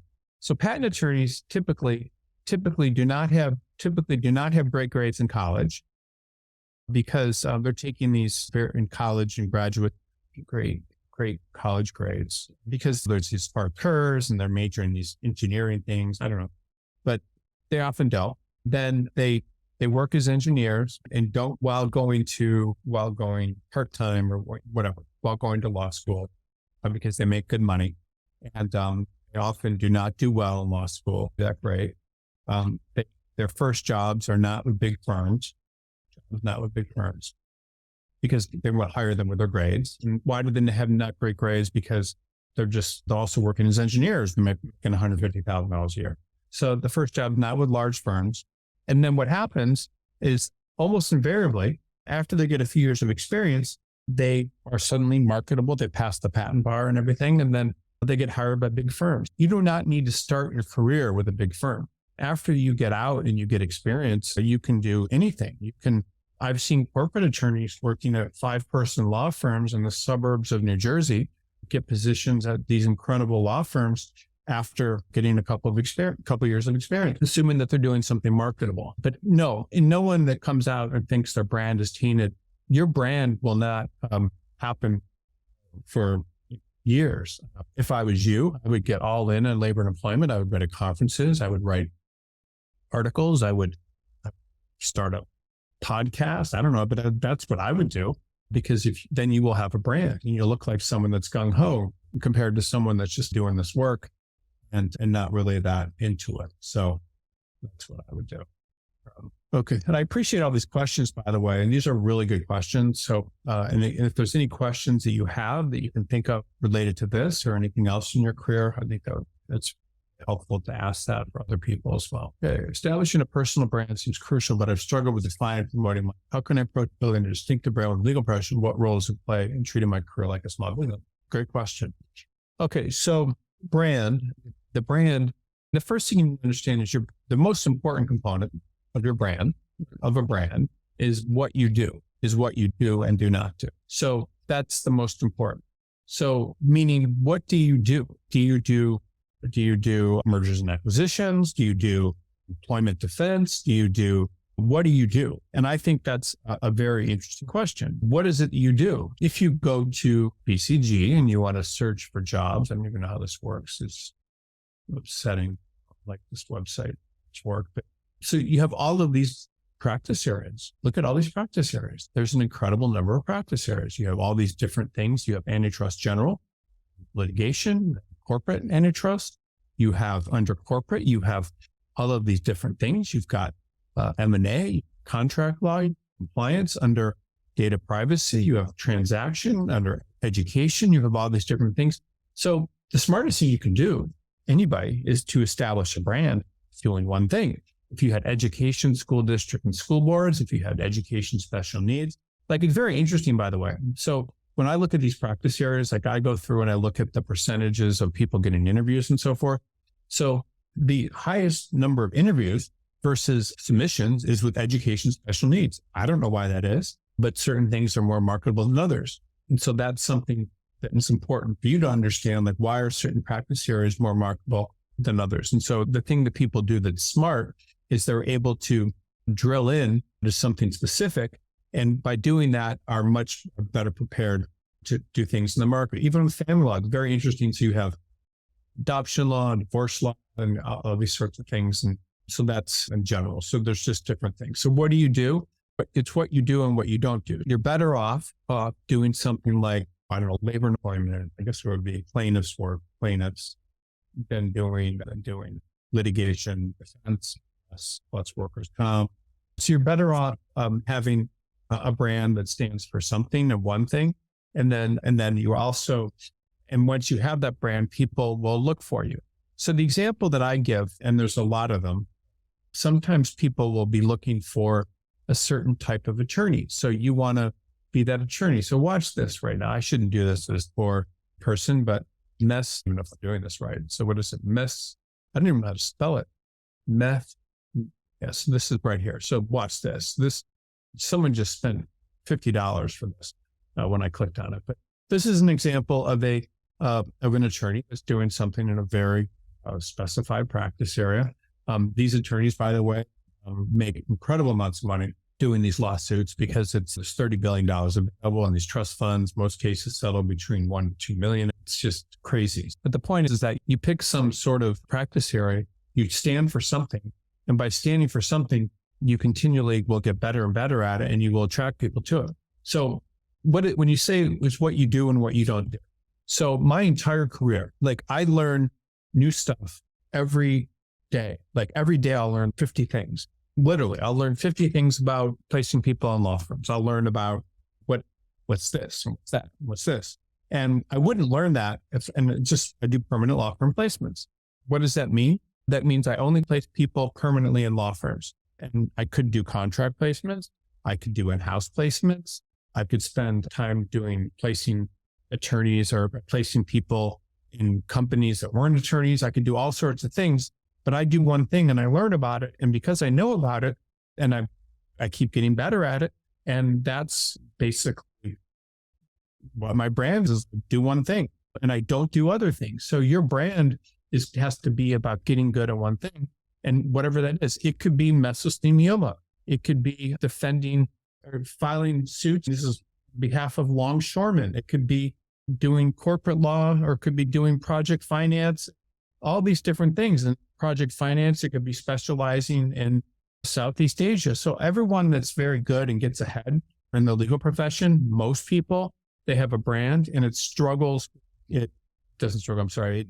It's defined by doing one thing and not doing others. And that's the biggest secret, because if you think about, and I give this example a lot, but think about if you were injured or if you were sick and you had a brain tumor or you had something growing on your heart or something, you would look for someone that was an expert in brain tumors. You would look for someone that did a certain type of thing. I met this guy, I thought it was disgusting, but there's this attorney or this doctor that I went to college with. I knew him, and he specializes in doing some very rare, complex operation for dying children, and gets flown all over the world, like where there's very rich people, like the Saudi Arabia and things, where he charges $300,000 for this operation or whatever, and which is probably not cool. But anyway, the point is that you specialize. And so everyone that's specialized in something tends to do much better than people that aren't specialized.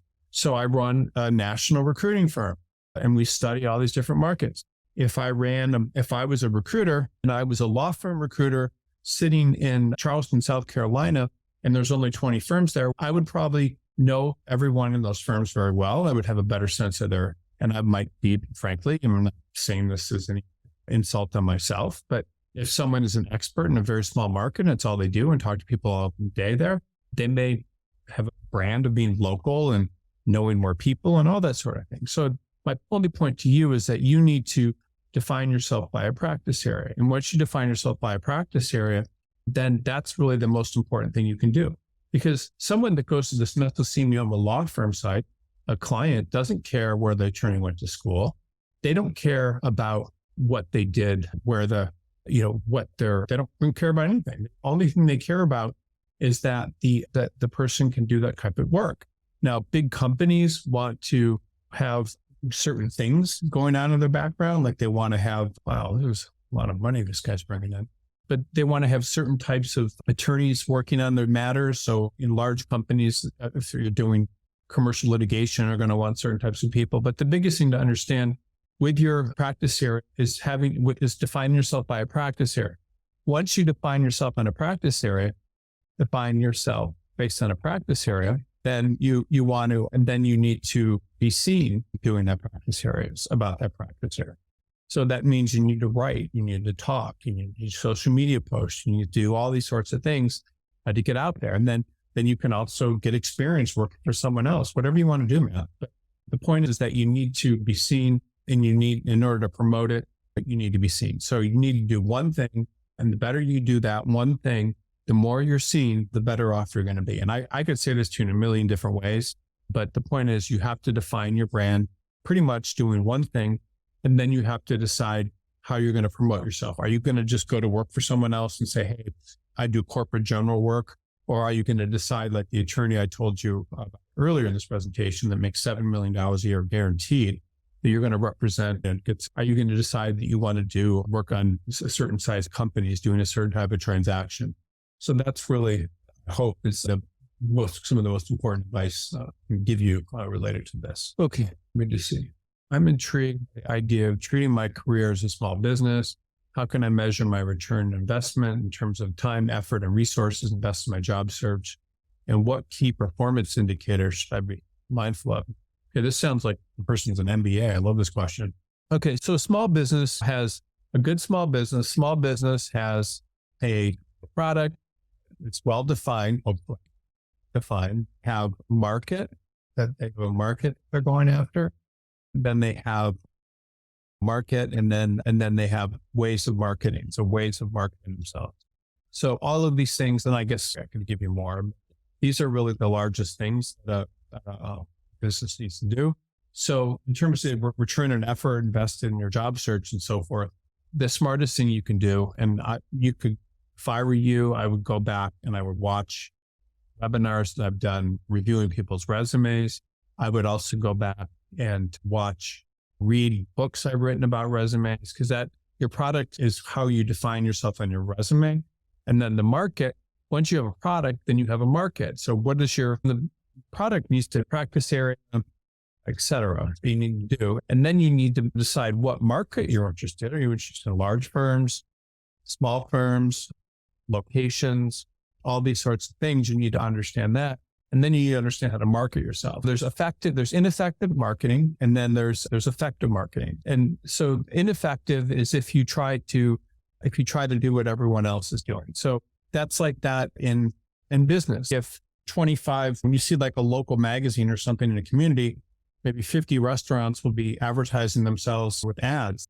You're just kind of part of the noise. That's not good. So if you want to be part of the noise, that's not going to help you. So what are an example? So if you go on Indeed, or Indeed or LinkedIn, where there's a job posting, then that's not good. Why isn't that good? Because it's very specific. Now, everyone with a freaking internet connection, everyone who matches is applying. So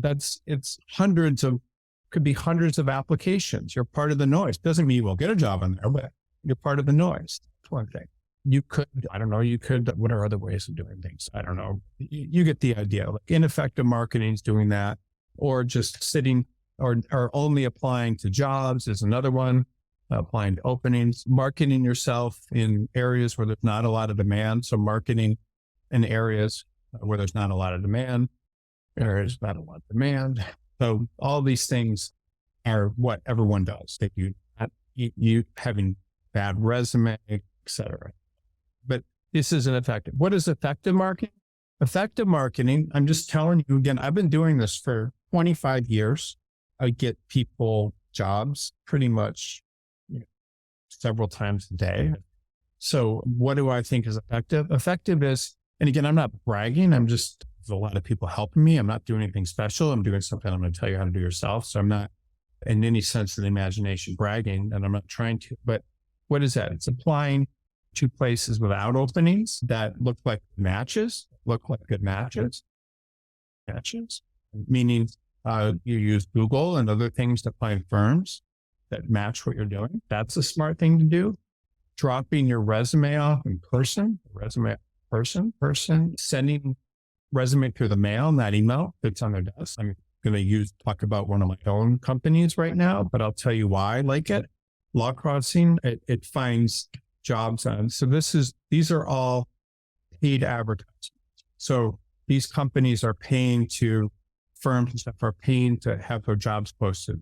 Law Crossing and my company, so full disclosure, but it finds every job it can on a company it can not advertised and puts them on the site, and people apply, and there's no competition, less competition. Sometimes the jobs has a lot of competition, but competition when jobs not necessarily advertised. So these are some effective things, and then it's finding new places. That's effective marketing. So you can do ineffective, which everyone does, or you can do effective marketing. I personally think I would not place most of the people I knew. If I did ineffective marketing, I would also, doing effective marketing enables me to place a lot of people.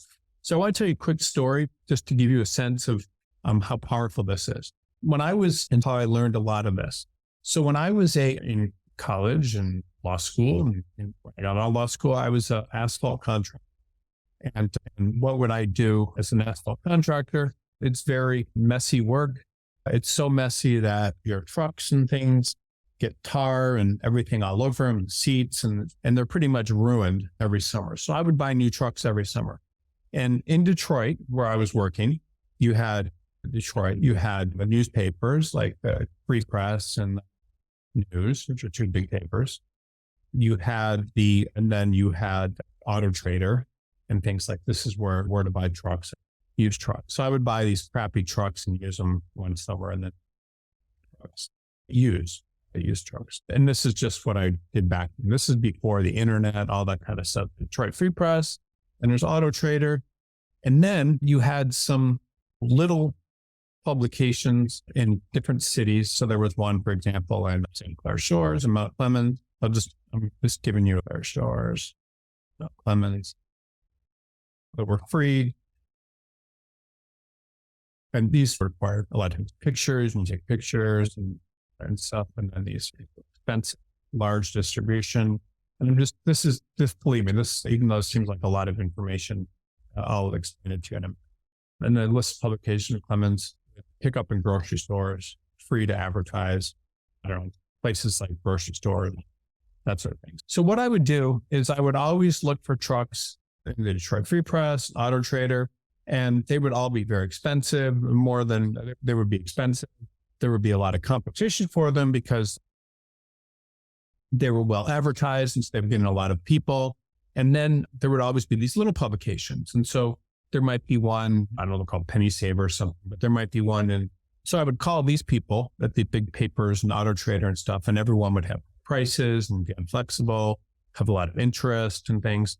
But then there were all these little publications, like in some of these areas that didn't have a lot of distribution. So they'd be like in St. Clair Shores or Mount Clemens or Warren or just different places, and the people could advertise there for free. What would happen when I would call these people is they would be incredibly flexible on the pricing.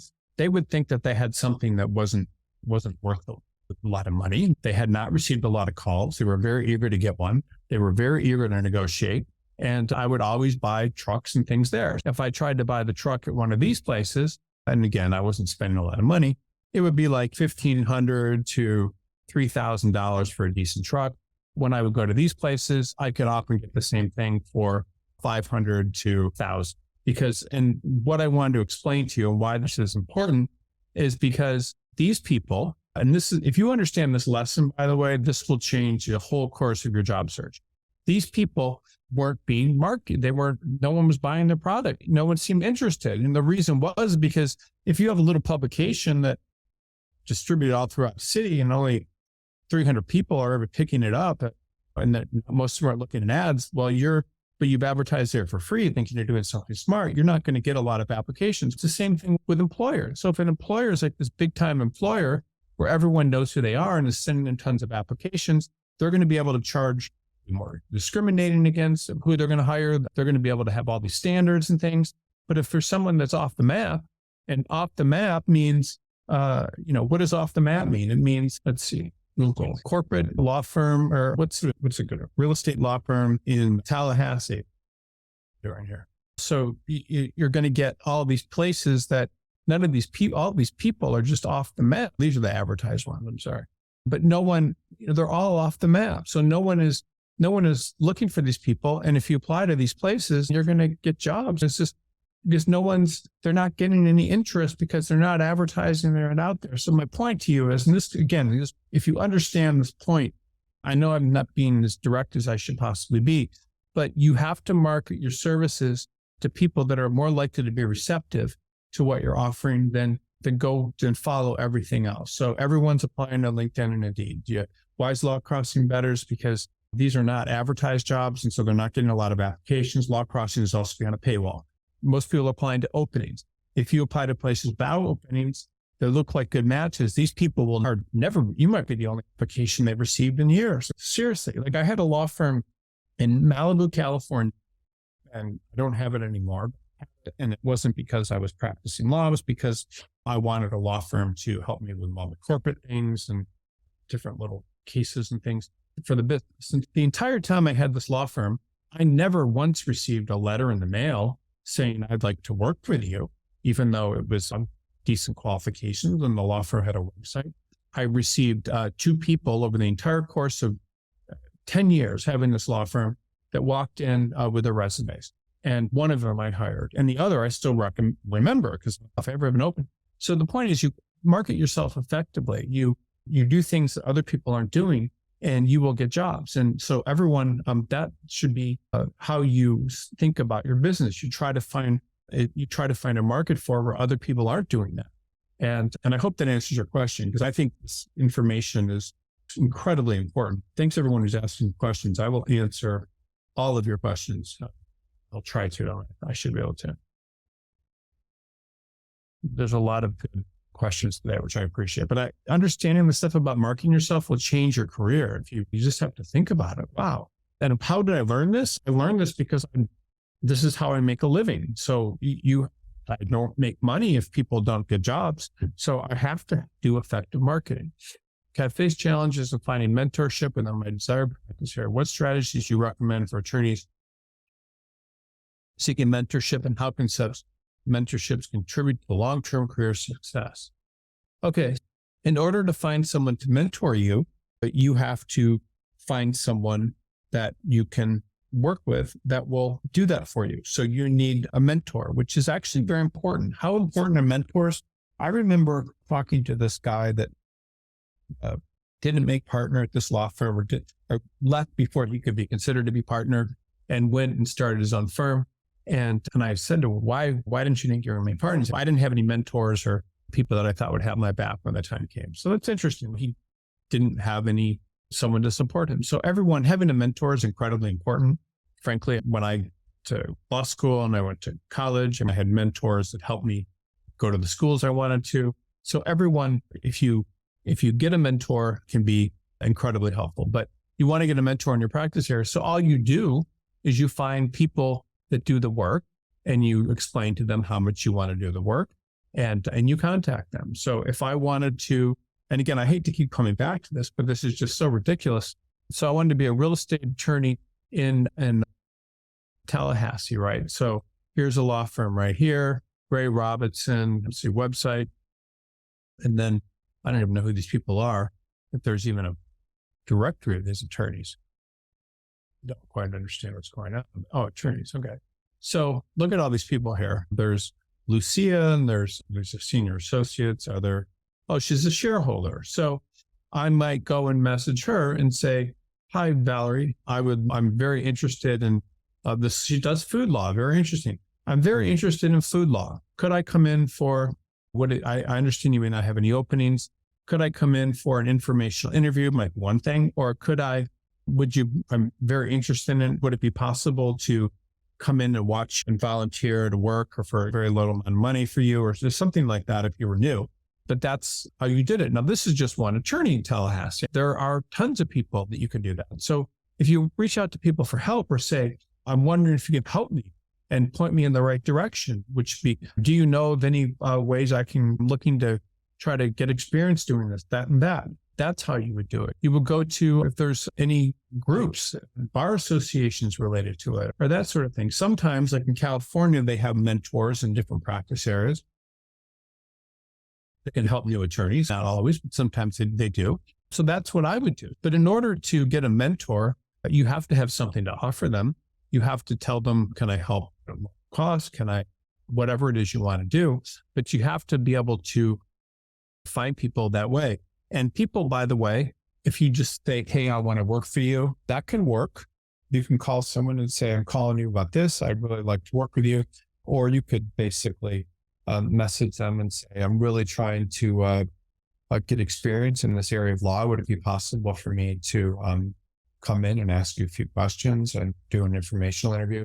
People like that, by the way. Like, people feel flattered when someone else wants to do the same kind of work that they do. So that's another example. That's something, by the way, that hardly anyone does. But again, that goes back to effective marketing versus ineffective. So ineffective is when you just apply to all these places that are on Indeed or LinkedIn or whatever. You're only applying to job openings. You're marketing yourself in areas that don't have a lot of demand. And effective is doing this. And also, I would say, connecting with individuals, doing what you want, doing what you do. So all of that can be much more, you have to, connections and that sort of thing are much more important. And then finding a hungry market, hungry and not a market, not one that is stuff people like. Sort of. All right. So I hope that helps. That's a long-winded way of saying, but you have to go someplace where, again, the other thing I would also say is you have to go to a market where there's people like you. You have to try to do things that way too. Actually, Chris, Lily's question, I didn't know if there were going to be a lot of questions to this today, just because of the subject matter. Networking has played a critical role in my legal journey, but I wondered how to leverage it more strategically. What networking strategies do you advise for attorneys looking to build lasting professional relationships that can fuel their careers or businesses? Okay, so that's great. There's a lot of people that are very good at networking, and there's also some networking tools that I think are very good and things you can do to make you much more effective networking in terms of others. Networking is really, it's a networking that is effective. Most effective is being able to go out and help people. And what does that mean? That means the most successful attorneys that I know that have a lot of business, and I know a lot of them are, and there's different types of people with a lot of business, but for the most part, attorneys that are able to get a lot of business do a couple things very well. One of the things that they do is they find people that could use their service that are inside of companies or whatever, or entrepreneurs, and they start just contacting them, being nice to them, offering them things for free, being a source of information, just being nice. And maybe if they get in trouble or something, helping them out with something, and never asking for anything in return, but just doing those things. So it's also what a lot of people do, that people join all of these different associations, like join Children's Hospital, Ronald McDonald House, like all these things. And all they're doing really is giving their time for free, but then also at the same time, they're networking. So in order to network, what that means is just meeting with people, helping people with things, and being a source of information. I will never forget when I was practicing law, I was on this case with this attorney, and he was at a different firm that was at Morgan Lewis. Yes. And he was very interesting. So it was a class action case, and there were numbers huge, and there were probably 30 or 40 different law firms involved. And this guy, and again, we're talking about, there was like Latham and Skadden and all these big firms involved. This guy would continually find little nuggets, little articles and things that were written about this practice area and are things going on and things related to our case. It would go and he would photocopy all of these couple articles and different developments, and then send it out, mail it out to everyone. And he would mail it. And to everyone, all the attorneys who are on this case. And I'll never forget that because no one else did anything. He was just putting his name out there. And I remembered him. I remembered him years later. So most people don't do things like that. Most people don't offer information or offer help. Everyone wants to offer something, expecting something in return, which is very dumb. Most people, that it's quid pro quo, and the people that get ahead and network effectively are the people that always are able to be seen as giving something for nothing, giving something for free, being a source of positive information, and also just being nice. And then a couple of things with networking. So there's a lot of very famous networkers. Bill Clinton was a good networker. There was also, I talk about Henry Kissinger, incredible networker. And there's a lot of very good networkers out there. So Bill Clinton would kept note cards of everyone he knew, of everyone he met,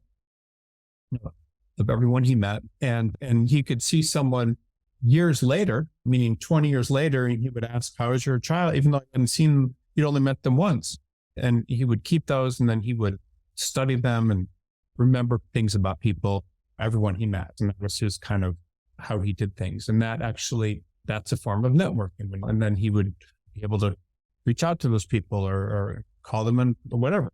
Then there's Henry Kissinger. So Henry Kissinger had this ability to, I guess he's 99 years old, so he's still alive, but he had the ability to meet people and then very quickly ingratiate themselves to them by asking them questions that made them feel important and then good about themselves. And like he wanted to reciprocate. So they would introduce him to very well-known people that were above that. Just a lot of experience. So people that network do that effectively.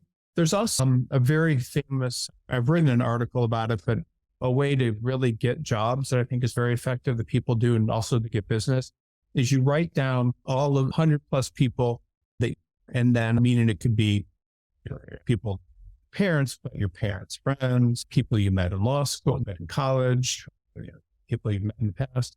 And then after you write down those people, you keep writing down the names of people and you figure out a way to just stay in touch with them and be seen. So a lot of what attorneys do, by the way, to get business and to get ahead is all they're doing is you're just being seen. So if they're part of go and volunteer to be on the board of a hospital, they're just being seen. If they network friends or so different people that they know and wish them a happy birthday, or that's networking. So all these different things people do are networking, but they have a system for it and they continually do that. And networking is more about, it's about making personal connections. And when you make personal connection, that's what everyone needs. Everyone needs connection and wants to feel as if they're around, there's some sort of connection with people. And that's what networking is. It makes people feel important when others care about them. And that's one of the more important things about how that works. Okay. Yeah. So networking, there's a lot to networking, and I don't want to, and this is a kind of a long answer to your question, but the big thing that I would say about networking is it's about making personal connections. Very few people get personal connections in their lives. And the more you're able to give people a personal connection, the better off you're going to be. Meaning you show some concern for them, or you show that they're interesting, or you notice something that they're doing right. And you tell them that. Because very few people are able to do that. And you might just say to someone like, you're the only person that I know that takes this particular type of work so serious. Just little things that are honest that don't seem like you're trying to fill people up in a different way than you should. Someone asks, "Is birds okay?" Yeah, birds fine. These are just a lot of great questions. So let me see if I can get some of the early ones. Yes, next question. In terms of content, you're treating my career like a small business. What legal technologies and tools do you recommend incorporating to streamline processes, increase efficiency, and ultimately enhance the overall proposition I offer to potential employers? Okay, so that's a good question. So in terms of technologies, that's a good question. Technologies, you should have some sort of database or way to keep track of people and information.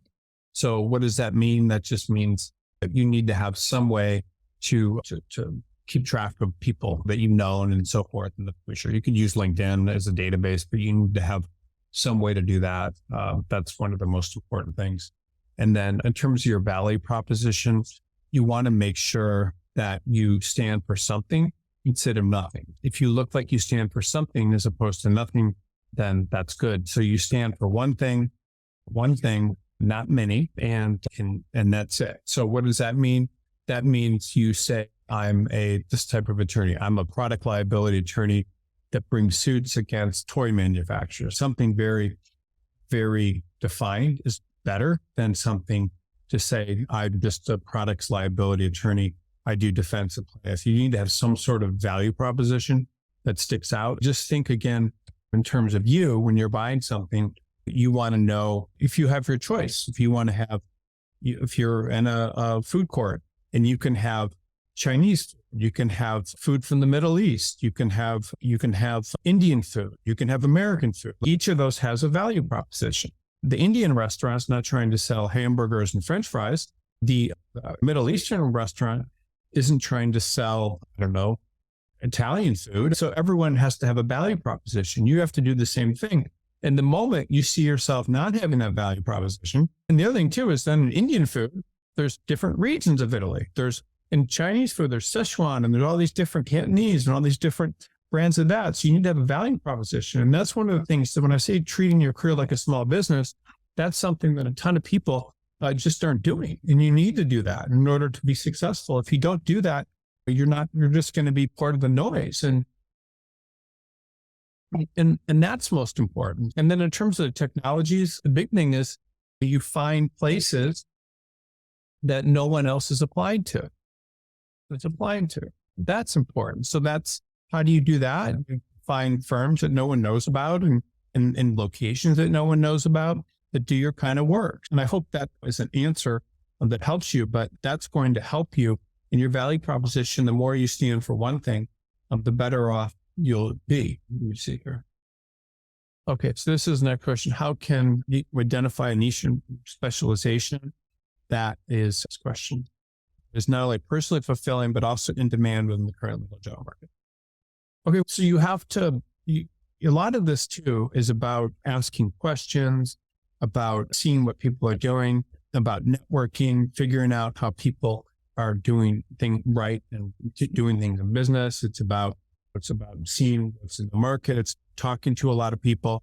So the big problem that a lot of people make is they go into their careers and they decide that for whatever reason, they want to do a certain type of law. They say they want to do corporate law, or want to do real estate law, or want to do whatever, just because maybe they had an interest in it at one point, or they knew someone or whatever. And so in order to really do that, you need to get exposed to as much as possible. You should be reading. You should be trying to talk to lawyers doing different things. You should be going to talks, and you need to get into a lot of different things to learn that stuff.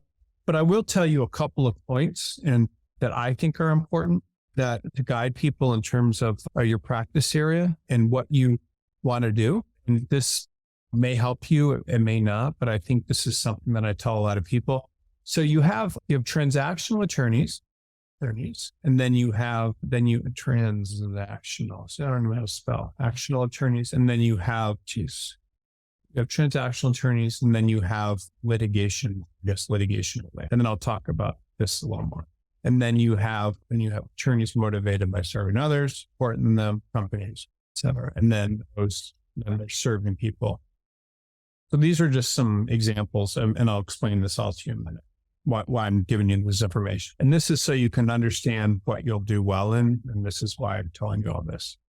Okay, so transactional attorneys are people that do things like real estate, they do corporate, they may do, different type of transactional related things. So transactional, I'll just show you real quick here. These would be out of these practice areas, all these corporate things would be transactions, bankruptcy that's not related to things. It would be all these corporate things. It would be data privacy transactional. It would be transactional ledger power. It would be environmental and land use and transactions and compliance. It would be finance. It would be So you get the idea. So anything that's transactional is going to be different than is doing transactions. And then the people that like doing that, that's documenting things and being careful, et cetera, et cetera. So that's what that is. And then you have litigation. That's, what is litigation related? Litigation related is going to be when you get into this stuff, it's just so you can just see again, it's going to be data privacy litigation. It's going to be construction litigation, and you have plaintiff and defendant. And then it's going to be, so you can just see all of these things. Then you have litigation. Look how, and I just want you to get a sense. And this is what I do all day, by the way. If anybody's interested in this kind of stuff, very few people are, but I look at attorneys, I categorize them. And, but then you have litigation, all these different types of litigation. Just, it's huge. I mean, there's so much in litigation. So here's my point.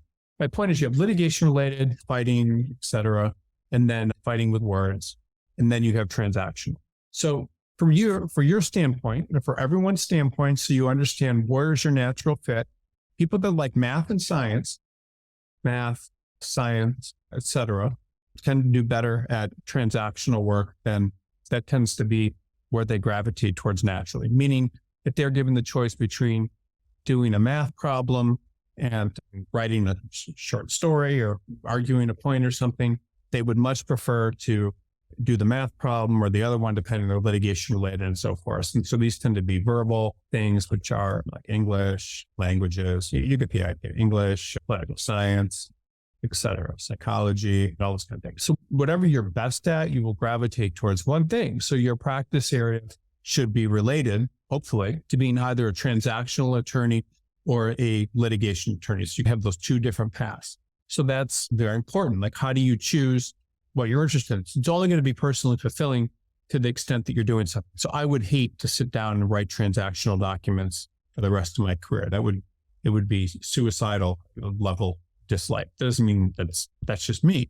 Litigation is exactly up my alley. So that's exactly what I like, or anything to do with litigation and writing and coming up with clever work. That's what I like.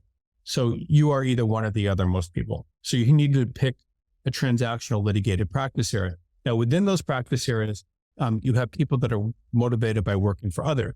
So what does that mean? People feel important working on behalf of a big corporation or feel important. They important working for important people. So that's a big deal to them. They feel they want their servants. They want to help the companies, and they want that, or the big businesses and things that they're working for. That gets them turned on and excited. They feel like a big deal, and that they feel like they're able to protect people or companies, and that makes them excited. People will either be motivated by others that are more important, or sometimes people are motivated by less important, which should be personal injury and all that sort of stuff, or criminal. And so you'll have a motivation to work for people, or you have a motivation to work with people that are less important than you, or people that are more important. And you just have to understand that. And then you also have, are you independent? Independent, meaning do you want to do things on your own, or are you want to be around others? Work collaboratively. So that means, do you want to be your own boss, and do you want to just have all the attention come to you, or do you want, so these are your three things that you need to look at when you're choosing something. So you have transaction related or litigation related. That's the first thing. So you have to decide what box you're going to go there. And a lot of times people that are unhappy are just in the wrong. They should be doing litigation, and they're transactional. They should be doing whatever. And then working for others, that's the second point. So are you going to be happier basically helping others and being there in terms of the more important, and you're going to pick up the pieces for them and advise them, and they're going to call you on the phone and ask you legal questions, and you're going to feel important doing that? Or are you going to want to help people that are injured and criminals and stuff? And then do you want to be independent, or do you want to be around others? So all of these choices will have a bearing on what you should be doing. And you need to pick something that matches that. And so a lot of people don't give this any thought. Like when I was working in the summer, my second year, when the law firm was going to make offers, they were basically saying, are we going to make the offers for people that are do you want to be corporate, or do you want to be this? And if I'd stayed with that New York firm, I would have had to have been a corporate attorney. And that doesn't match what I like to do. So you have to decide what practice area you want to be in. And then you have to decide if it makes you happy. Then you decide what kind of clients you want to work for. And then you decide how you want to work. Do you want to have your own firm and be independent, or do you want to be around others? And those are the three decisions. So that is how you decide what specialty you want to be in. And regardless of what you choose, there's always work. There's plenty of work. You just have to know how to, the ways I was showing you, find places to work and find the right places. Pretty much how it works. Okay, this is a good question. I appreciate all these questions a lot, by the way, because these are really helping a lot of people. So that's going on there. Okay, so next question. What does marketing look like? Is it simplest in an email and making connections to attorneys? No. So marketing, I answered that earlier. Sorry. You have this, if ineffective marketing, and then you have effective marketing. So marketing is basically making sure that you get yourself out there. So you have to figure out how to market your service and what's the best way of doing it. Is it look at all the things that companies do to get attention, or businesses to get attention for themselves. They send things in the mail. Just the time I've been sitting here, in the past 20 minutes, I've gotten 3 robocalls or something. And so people will do all sorts of things, but you have to do things effectively. So basically package your product. You say, this is what practice here I'm in. This is what my expertise is in. And then you start, nothing wrong with applying to jobs on LinkedIn and Indeed. That's something that you should do. There's nothing wrong with applying to openings. There's nothing wrong to any of this stuff, but effective is going to be doing things other people aren't doing. So it's applying to places without openings. And there's, in most markets, 100 of these places. So no one is doing this. So why wouldn't you market yourself to someone that's not being marketed to, as opposed to someone that's getting a lot of marketing? Don't you stand a better chance of getting a job and finding a good place if you're marketing to places that are actively seeking things? Just think about it. If someone walked into my office and said, hey, I really want to be a legal recruiter, like I've dreamed about it since I've been young, would you give me a shot or something? I would say, hell yeah. But no one's ever done that. Well, actually, one person did.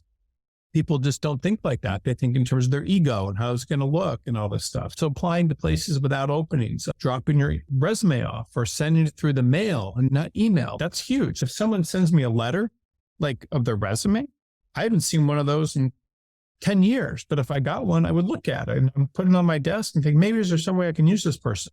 And then law crossing, again, full disclosure, it's my company, but the only thing it does is it goes out and advertise and looks for jobs that are advertised. It finds them on their website or little bar association things and sites and stuff. So these are jobs that are not typically getting a lot of applications. So that's very helpful. And then effective would be doing things like I told you, writing articles or papers or finding things written by others and all these sorts of things and finding a hungry market. That's what marketing looks like. Marketing is not saying, hey, can I work for you with that email? Marketing is crafting a message that works and getting people's attention. That's it. So if you do that effectively, then you market places, that's what it looks like. And I really wish people would do that. And because so many people just don't get jobs or aren't getting enough of what they should do. It's crazy. I love IP and would love to stay in it, but I'm underemployed and just move on. The only callback I would have was for something completely unrelated. If they offer me a job, should I take it? Should I hang in there and looking for something in IP or the ship? How badly would going to feel completely unrelated to me? Okay. So it's a good question. So let's talk a little bit about IP. So again, this person says, I love IP. I'd love to stay in it, but I'm underemployed and desperate to move on. The only callback I've had is for something completely unrelated. If they offer me a job, I will take it. Should I hang in there, keep looking for something IP, or should I jump ship? How badly would going in a completely unrelated field affect me? Okay, so IP, I want to tell you a couple things about IP. So in IP, you typically have, I'll just tell you, trademark, then you have patent, hard science, which is like physics and stuff, and then you have patent, there's patent prosecution, hard science, and then you have life science, which is biochemistry. Or then you have hard science, which is going to be electrical engineering. And this is actually interesting for you. I just want to show you, because this may save you your freaking career, what I'm going to tell you right now. Patent, and you have patent lit, which is the same thing. You have hard science and soft science. I guess I would just say IP lit. And then I guess you could say, sorry, kind of excited. We're having a rainstorm here in Los Angeles. We haven't had one of those years, or not years, months. Okay, it's patent litigation. Then you have, what else do you have? And then you have licensing. Okay. So and then you have, I want to make sure everyone understands the landscape of IP, because a lot of people want to go into it and they don't know what the hell's going on. Then you have people, bachelor's degrees in sciences. Then you have people with sciences or computer or et cetera. I would say, or sciences could be sciences, math. You have people with masters, PhDs, and then you have people admitted to the patent bar, which I'm not even going to explain to people how you have to do that, but you have to basically in the science, then not admitted. Okay. So what I think is insane is there are LLM programs out there that will take anyone that will give you an LLM in intellectual property law. Completely insane. So let's talk about IP for a minute, and if that's a good fit for you, because I had no idea who you are or what you're doing. So trademark copyright is very difficult because it's really the only practice area that, it's the only practice area that you don't need to be a patent, you don't need the patent bar for. And you also have transactional litigation. But the problem with trademark and copyright is they're non-transactional, which should be litigation. So the problem with trademark and copyright is a lot of times it's dependent on the economy. So the economy, if it's busy, there'll be a lot of new businesses starting. So this will be going on. But if the economy is not busy, the trademark and copyright attorneys all lose their jobs. So it's a very risky practice area to be in. And the litigation can be steady in some firms, but in others it can't. So trademark and copyright is a very difficult thing. The other thing is that most fees are in this practice area are piecemeal. So meaning someone does a trademark or copyright or a trademark, they might charge them $1,000 or whatever, and then to renew it. But it's very difficult for attorneys to make a living in trademark and copyright. There's not a lot of work in big firms. It's just a very difficult thing. And it's not impossible, but it's extremely difficult to have a career doing that. There are people that do, but it's very difficult. Then you have patent prosecution. So this is something that is actually a good practice area. You can do well. There are almost always jobs for people that do this because it's very complex. It takes a lot of education. The work is hard. It requires a lot of concentration when you're doing it. And the patent prosecution jobs are typically in hard sciences or life sciences. So this is really where it's at for IP, but you have to be admitted to the patent bar. In order to be admitted to the patent bar, you have to have a bachelor's in some sort of science. And then and preferably, if you want to do well at it, you have to have a master's degree, a PhD to get the best jobs. And the people that will do the best in patent prosecution and get the most jobs are the people that have the highest degrees. So what I'm saying, why it's so insane that there's these LLM programs and stuff, is the only way that you're going to get a decent position. Trademark's almost very difficult. Patent prosecution is very difficult because you have to have all these degrees, and then you will be graded throughout your career based on if you have a master's or PhD. So a lot of times life science is the hardest. Firms will we're not hiring anybody without a PhD in this bio or chemistry or whatever. So if you don't have a PhD, you're SOL. And then you have patent litigation. So patent litigation is also the companies want people to be admitted to the patent bar and also have a master's or PhD now. So there's certainly a lot of places you could do patent litigation without being admitted to the patent bar. But a lot of big companies, they expect their patent litigators to have that. So this is how difficult it is to get into IP. You can't just say, I want to do IP. If you get into IP, you're going to be part of this whole class structure where the best attorneys are going to all be admitted to the patent bar, where if you're in the patent litigation, in order to get the best work, you're going to need to be in the patent bar and have some hard science background. It's just very difficult. You can say, I love IP, but this is what it is. If you want to be competitive, you're going to need to have all of this type of experience. And that's really where it's at. And if you don't have it, that's a problem. Now, licensing is a little different, but also, again, that's something where there's just not a lot of work. So you want to go into patent litigation, you're going to need to have a scientific background most of the time. You want to do patent prosecution, or you want to do this is the world. And so if you do not have one of these backgrounds, it's very difficult to get into IP. So these are the people you're competing with. If you have that, then all patent prosecutors, if you get them into the patent bar, someone will hire you. It's very difficult work.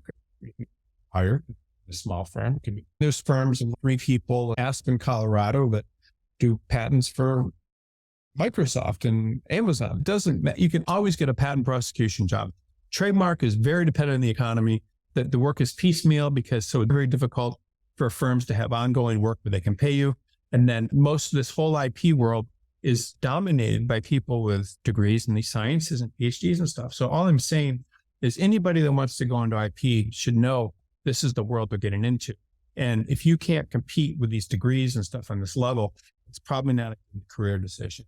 I'm not saying that to be mean. I'm not saying that to ruin your dreams, but I've seen so many people that come out, I want to be an IP, and they don't. That would be me saying, what would be an example? Yeah, I want to play, as example, I want to fly commercial airliners. Yeah, I could probably learn how to do it, but I'm going to be competing with people that were in the Navy and have more hours, or the Air Force, and are able to, you have to go into something where you're going to be competitive as all. And I'm not trying to be rude. I'm just saying this is the world. And so if you don't have that, that can be very hard. Now, there are patent litigators and things that file suits don't have these degrees. So it's definitely possible. But okay, sorry, talking about IP that way. If you want to ask a follow-up question, I'm happy to answer that too. It's important to understand what IP is. If the biggest market for my field is in a different state, do I apply to get the bar license, or do I start emailing firms? Okay, no. Emailing firms, by the way, is dumb. You don't want to just email firms. Why would you send a letter, or you make some sort of personal contact, or you brand yourself with something? If the biggest market for your field is in a different state, I guarantee you that whatever freaking work that you do, whatever state you're in, there is work for the kind of stuff that you do. You just have to get real granular here and make sure that you're marketing yourself to the opportunities that are really there. And very few people do that. Most people are like, oh, I need to move to a different state to do the work, and email firms. You don't email firms. You can, but you're better off mailing firms, meaning mailing them something. You're better off somehow making a personal connection. But if you just email firms, you're just going to be part of the noise. No, I think you need to look at where you're at now, as opposed to looking at, there's nothing wrong with getting a bar license in another state and going someplace where there's more work. And there's nothing wrong with learning from a bigger firm or more important people in different markets. But honestly, you do not need emailing firms. I don't think is always going to be the smartest. I would send letters. I would do all sorts of things that are going to help you get more attention. And one of the things is, I'm just sorry to keep coming back to this, but that if you're, example of this, if you're in New Mexico, okay, so say you're in New Mexico and you want to be, and you're a patent attorney firms in Santa Fe, so all these people would say, oh, the biggest market for what I do is in frickin' whatever, in Silicon Valley. But no, there's people all over, wherever you are in the country, do the kind of work that you want to do. And the smartest, that doesn't mean you need to move, not work there. But at the same time, if you are able to do that, I don't know what's going on. But at the same time, you need to get granular and look where you're at a lot of times. That's my point. Okay. And graduated from top 25 law school in 20.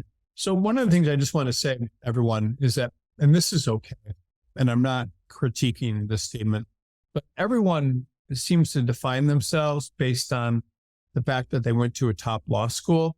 And I certainly went to a top law school, but it's not, your career will be defined based on practice area you choose, based on the work, the kind of work you do, based on the amount of business you bring in, based on type of attorney you are, all this sort of thing. So people define themselves early on based on the law school they went to, which is good. I'm saying this. I certainly worked extremely hard to try to get into a good law school, but I'm just saying it's not, you should define yourself going forward based on other things. I know people that are in their 80s that you can't spend more than 5 minutes with them if you're just meeting them for the first time. They won't tell you where they went to college, if it was MIT or Harvard or something.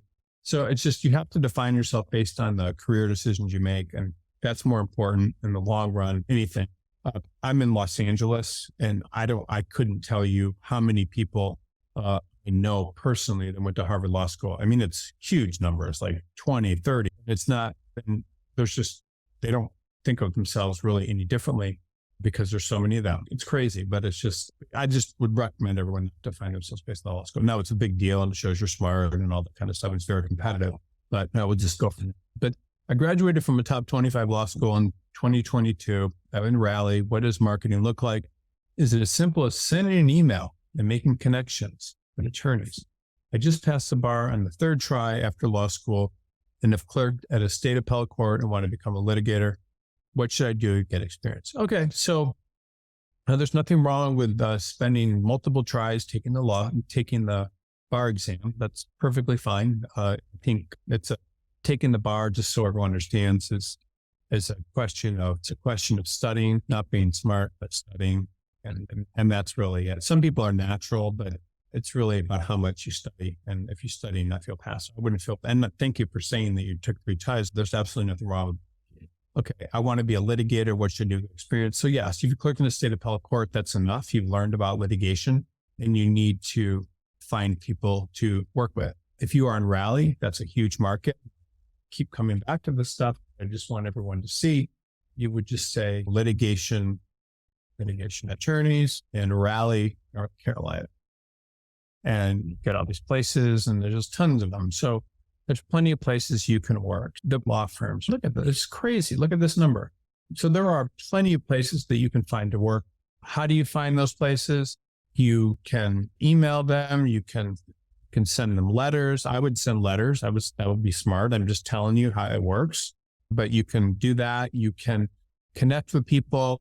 You can look for jobs. If you had jobs, I don't want to again promote my own companies because it seems a little self-serving, but if you did litigation attorney jobs in Raleigh, North Carolina, then Law Cross. So you have legal jobs, litigation attorney jobs in Raleigh, and you get all these things. Why is this good? You have 10 pages of these jobs. Why is it good? It means that there's a ton of places that you can work and find positions. And if you use this, and there's 125 law firms, and I don't know what's going on there, but just lots and lots of places you can work. And these jobs, by the way, the reason this is smart is these are off of different websites and things or law firm websites and company websites. So there's plenty of jobs out there and I really wouldn't worry about it. Marketing means applying for things and finding places that no one else is applying to. So again, finding opportunities and creating opportunities no one else is. What is that? So I just a couple more points. Finding opportunities that no one else is means you create a market for yourself. So if someone comes out with or something that, glows in the dark and but some new product, whatever the product is, the person's going to have to market it. They're going to have to find people to market it. Sometimes, if someone's trying to market a new shampoo or something or beauty product, they might hire an influencer to do a post on Instagram about it. You do things any way you can to market your product. You need to figure out how to market it and how to package it. So that's the way I would say. But yeah, if you clerked in the state appellate court, went to a top law school, you should have no problem getting a litigation job. There's tons of litigation jobs and it shouldn't be very difficult for you. And you can create a market by finding and asking people to help you find a job. Or asking people who they know, or it's really not that hard. I would use Law Crossing. I would use Google. I would do whatever you can to find opportunities in that way. And it's going to help you quite a bit. Right? That's fair. Question. There are varied opinions on the relevance of personal branding for in-house counsel positions. Could you shed light on how attorneys seeking roles in the corporate legal departments can tailor their branding strategy to allow them to align with the expectations of such employers? Okay, so guess what? I will be the first to say this because all I do are law firm placements. I don't do anything but law firm placements. And I am not an expert by any stretch of the imagination, nor will I likely ever be, but I may be it, but I doubt it, of what you can do to get in-house positions. I don't know really much about it all.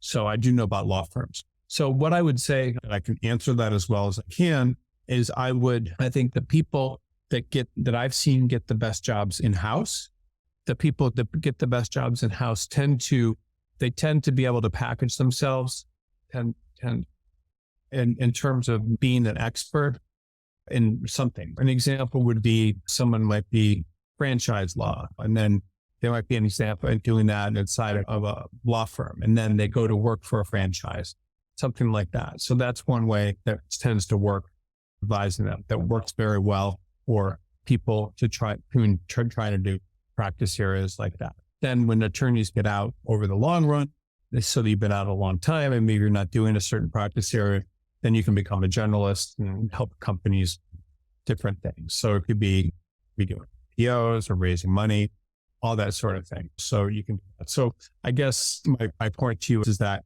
in order to brand yourself, I think the most effective way to get in-house jobs is often to have a niche. So franchise law is an example. I've seen people do very well getting into firms that way. A company that's spending $500,000 a year on franchise attorneys is going to be very happy if they can bring someone in-house. Or maybe they're spending $1 million a year and they're going to be very happy if they can bring someone in-house for $300,000 to do the work. So that's one of the ways you can brand yourself. The other thing is if you're a generalist and you have experience doing certain things, then you can often get positioned that way. How do people get those roles? A lot of times, if you know people that run private equity firms, people that run different types of companies, that can help as well. Again, I'm not an expert in getting in-house jobs. I'm sorry. Just done a lot of stuff other than that. Okay. Really do appreciate all these questions. These are great questions. Okay. I previously applied to a large firm and got several interviews. Okay. That's good. They told me they were impressed with my candidacy, but seemed hesitant about the fact that I was switching firms after a few months, even though I tried to pitch them on why it was a step up. Oh, that's smart. You're learning from the stuff. I got silenced and eventually told them I decided to stay where I was at, and they told me they understood and please stay in touch and circle back. It did not, in fact, work out at my firm, despite me working very hard and pulling lots of hours. Is it pointless to reach out to the large firm and indicate I want to be reconsidered? Okay, so this is a good question. Yeah, loyalty is important for firms. And you have to be careful. Like one of the benefits, and I'm not trying to scare people about applying for jobs, but one of the things that recruiters do that's fairly useful for a lot of people is they protect they protect the identity of people because if a firm tells other people that they apply. I don't know them, but the point is that you have to be careful sometimes with the firms you're applying to, and who knows if maybe it got back to your current firm. Probably not. It could have. So you have to think about that. Then the other thing is I would say is it's probably not a good idea to go back to that firm and ask for a position. You have to, every interview, you need every firm and plus interview, you need to appear chaste and not chasing. So what does that mean? You need to appear like you have options and like they're lucky to get you. This is a deal. This is a good price. You have a better experience. They're getting the best in thing. So if you go onto a dating site and the person says, hey, I'm really desperate. Please message me if you're interested. I'm having a really hard time meeting people. Maybe my background is not what people like. I don't know, but people don't do that when they're trying to meet people of the opposite sex. People are the same sex, whoever they're dating. People don't do that when they're trying to make friends. Like people don't appear desperate. So it's important to you to make sure that you appear strong with the employer and that you have more to offer than they have to give, and then they feel like they're getting a good deal. I wouldn't circle back to them. If your job didn't work out, it can be based in the practice area, whatever. But there's a final thing that I would like to say about this particular thing. And it's about relationship. And sometimes if you're able to form a relationship with anybody that you're interviewing with, not like a personal relationship, but one where you're staying in touch and maybe they're asking how you're doing or something. And that's always more useful than not having a relationship. So if you can figure out how to do that, a lot of times it's going to help you tremendously with this sort of thing. So is it possible that they were concerned about that? They might have been, but another thing to understand is if they were that concerned, they never would have brought you in for an interview. It sounds like you have some sort of marketable skills that could be good. But I don't know if I was you, would I go back to them?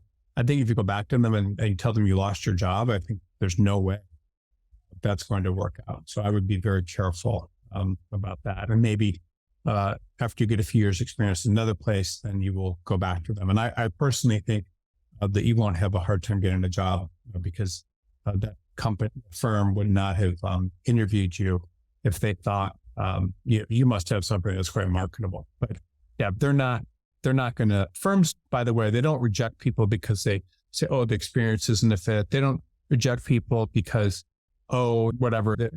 Someone brings you in for an interview, most of the time they really want to hire you based on your experience. It's theirs to lose. And when they give reasons like that, it's a lot of times not something that you should take that seriously. You should worry that it's true. It's usually some other reason. Okay.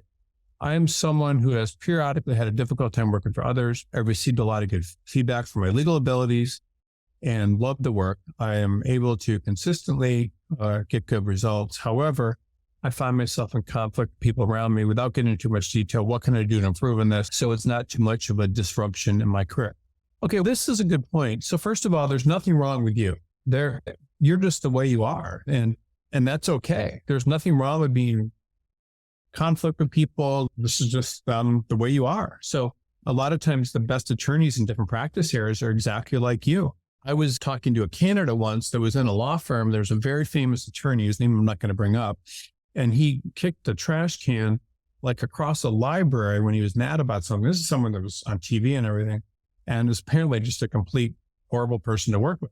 So there's nothing wrong with if you're a mean person or you fight with people. That's just who you are. You might be good at a lot of different practice areas. You might be good at personal injury. You might be good at defending your clients. I don't know, but this is just what a lot of people are. So there's nothing wrong with you. You're in conflict with people around you. That is a problem if you want to work for others and have a good experience doing that. But maybe you can put that to work in certain ways that are useful for you. But how do you fix all this stuff of being in conflict with people around you? So how do you fix it? And that's a good question. So you fix it by working on yourself. That would be therapy and therapy, et cetera. And you can do it that way, or you can workshops for people with anger problems, whatever. You can do it that way. You can do it through medication. It's probably not going to help with anger, but you can do medication. You can take classes like Dale Carnegie, how to get along with people, et cetera. Et cetera. But I honestly, I would, if it's necessary for you to stay employed, I would work on it. But at the same time, I don't think that you need to worry too much about this aspect. But I will say one thing about your anger. There's soldiers and generals in any profession, most soldiers in general. So soldiers do the work, follow orders, basically act as required to. And so if you're a soldier, that's basically what you do. And you respect the hell out of authority. You do what they tell you to. They want you to jump on a bomb or something and save. You do whatever they tell you to. Generals give orders and come up with strategy and whatever strategy. And then do whatever asked, basically. Yeah, whatever. So you have to decide if you want to be a soldier or general. So if you are working in a firm and you're working for other people, working in a company, you need to be a soldier, meaning you need to, at some point, and if you do a really good job, you're going to become a general. If you're a soldier, absolutely, positively cannot fight with generals. So you need to decide what you want to be. Now, a lot of people are just naturally generals. Like they can never work for other people. And if that's the case, that's perfectly fine too. Then you need to start your own thing. But there's nothing wrong with the way you are. You can certainly change with medication, courses, and therapy. But maybe you're going to be better off doing something on your own. And by the way, there's a lot of people like you.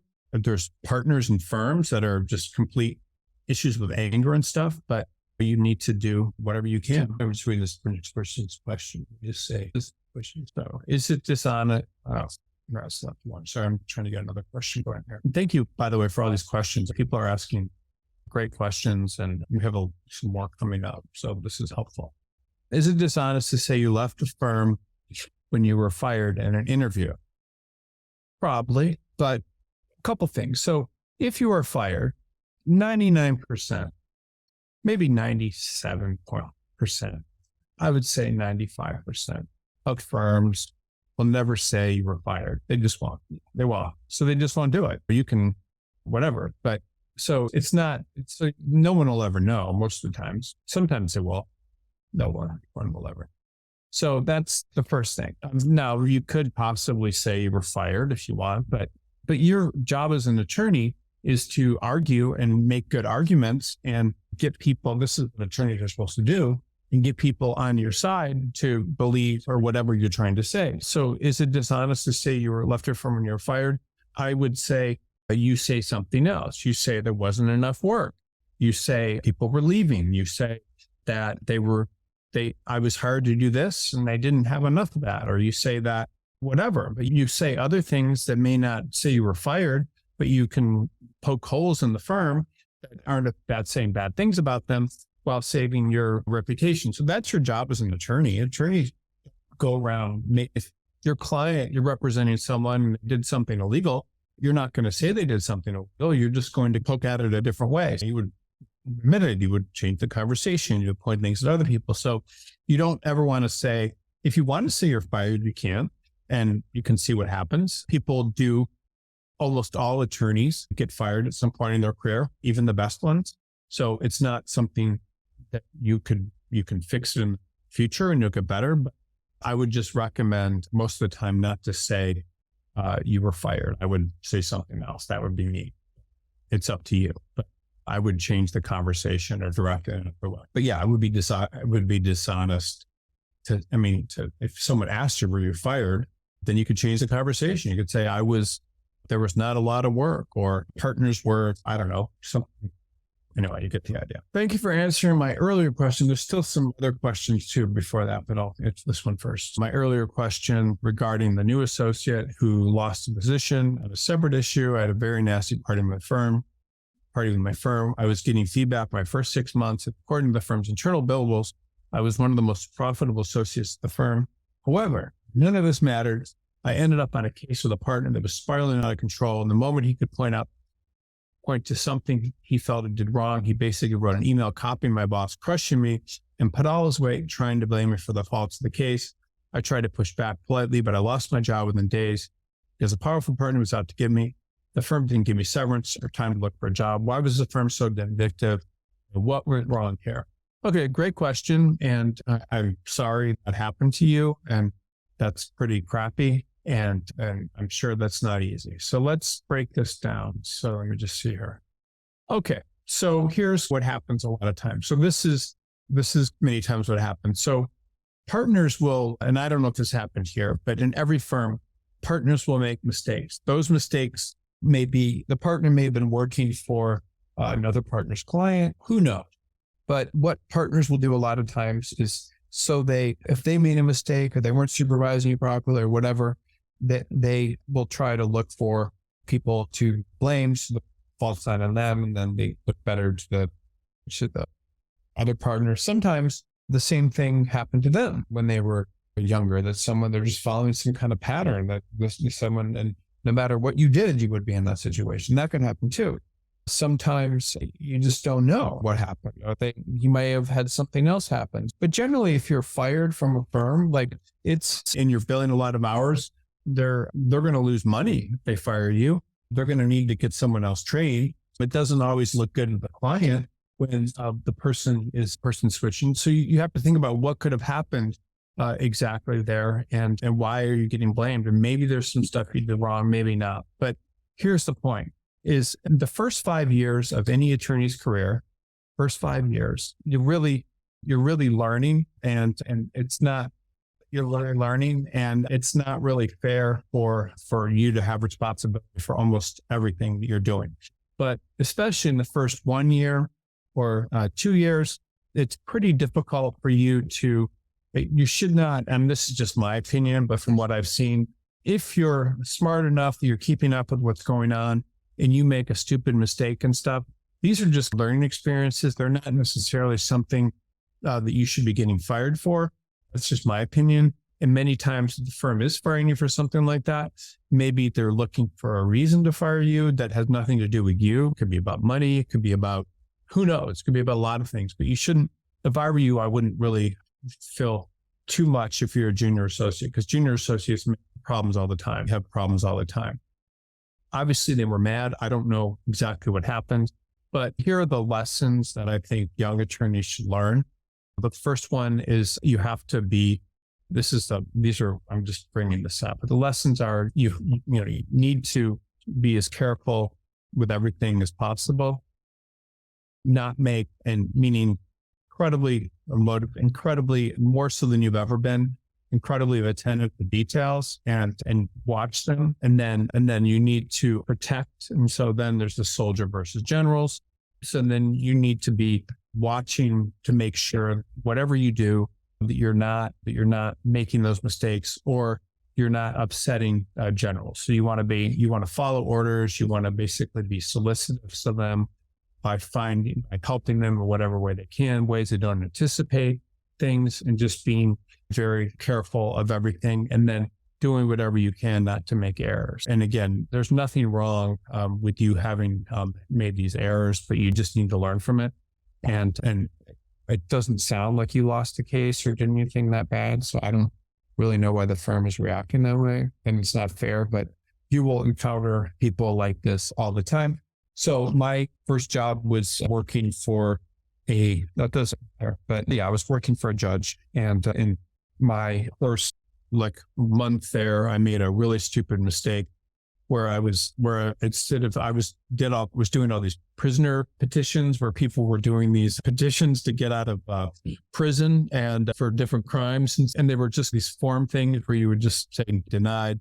And it's just scary now that I think about if I was a prisoner, but then I would give them to the judge for signature. And anyway, so then I had this one, and for whatever reason, I said type granted in there instead.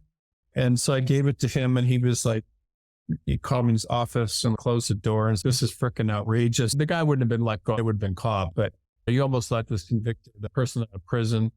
And very funny. It never would have happened, but a horrible mistake. And so then I was completely obsessed with details, upsetting this guy for 9 or 10 months there. But what had happened was he and I was working with this court reporter that had all these awful things to say about him. And I would go golfing with her, and he would see me talking to her and knew what was going on and knew I wasn't on his side with the political way he was approaching things. And so he basically didn't like me. It was looking for a reason wasn't comfortable with me. He didn't like the fact that I didn't support him, and which is absolutely right. And so was looking for me to make mistakes. And then I wrote him a memo about something, which I wasn't even asked to write. And he found an error in that and called me in his office. He was very upset about it and mad. And I realized that because of all that, I was going to probably lose my job if I didn't do something. So I went to talk to him and then ended up leaving without getting fired, but pretty close to it. So basically, because I wasn't supporting him, he didn't feel like I had his back. And he had every right to basically, I would have been fired had I realized what was going on. So he had every right to do that. And your employer, whoever this person was, may not have felt supported, because if people support you, if they feel like you support them, then they will overlook any error. They will help you if you make errors. So you have to understand that you have to basically, people want to feel like you have their back.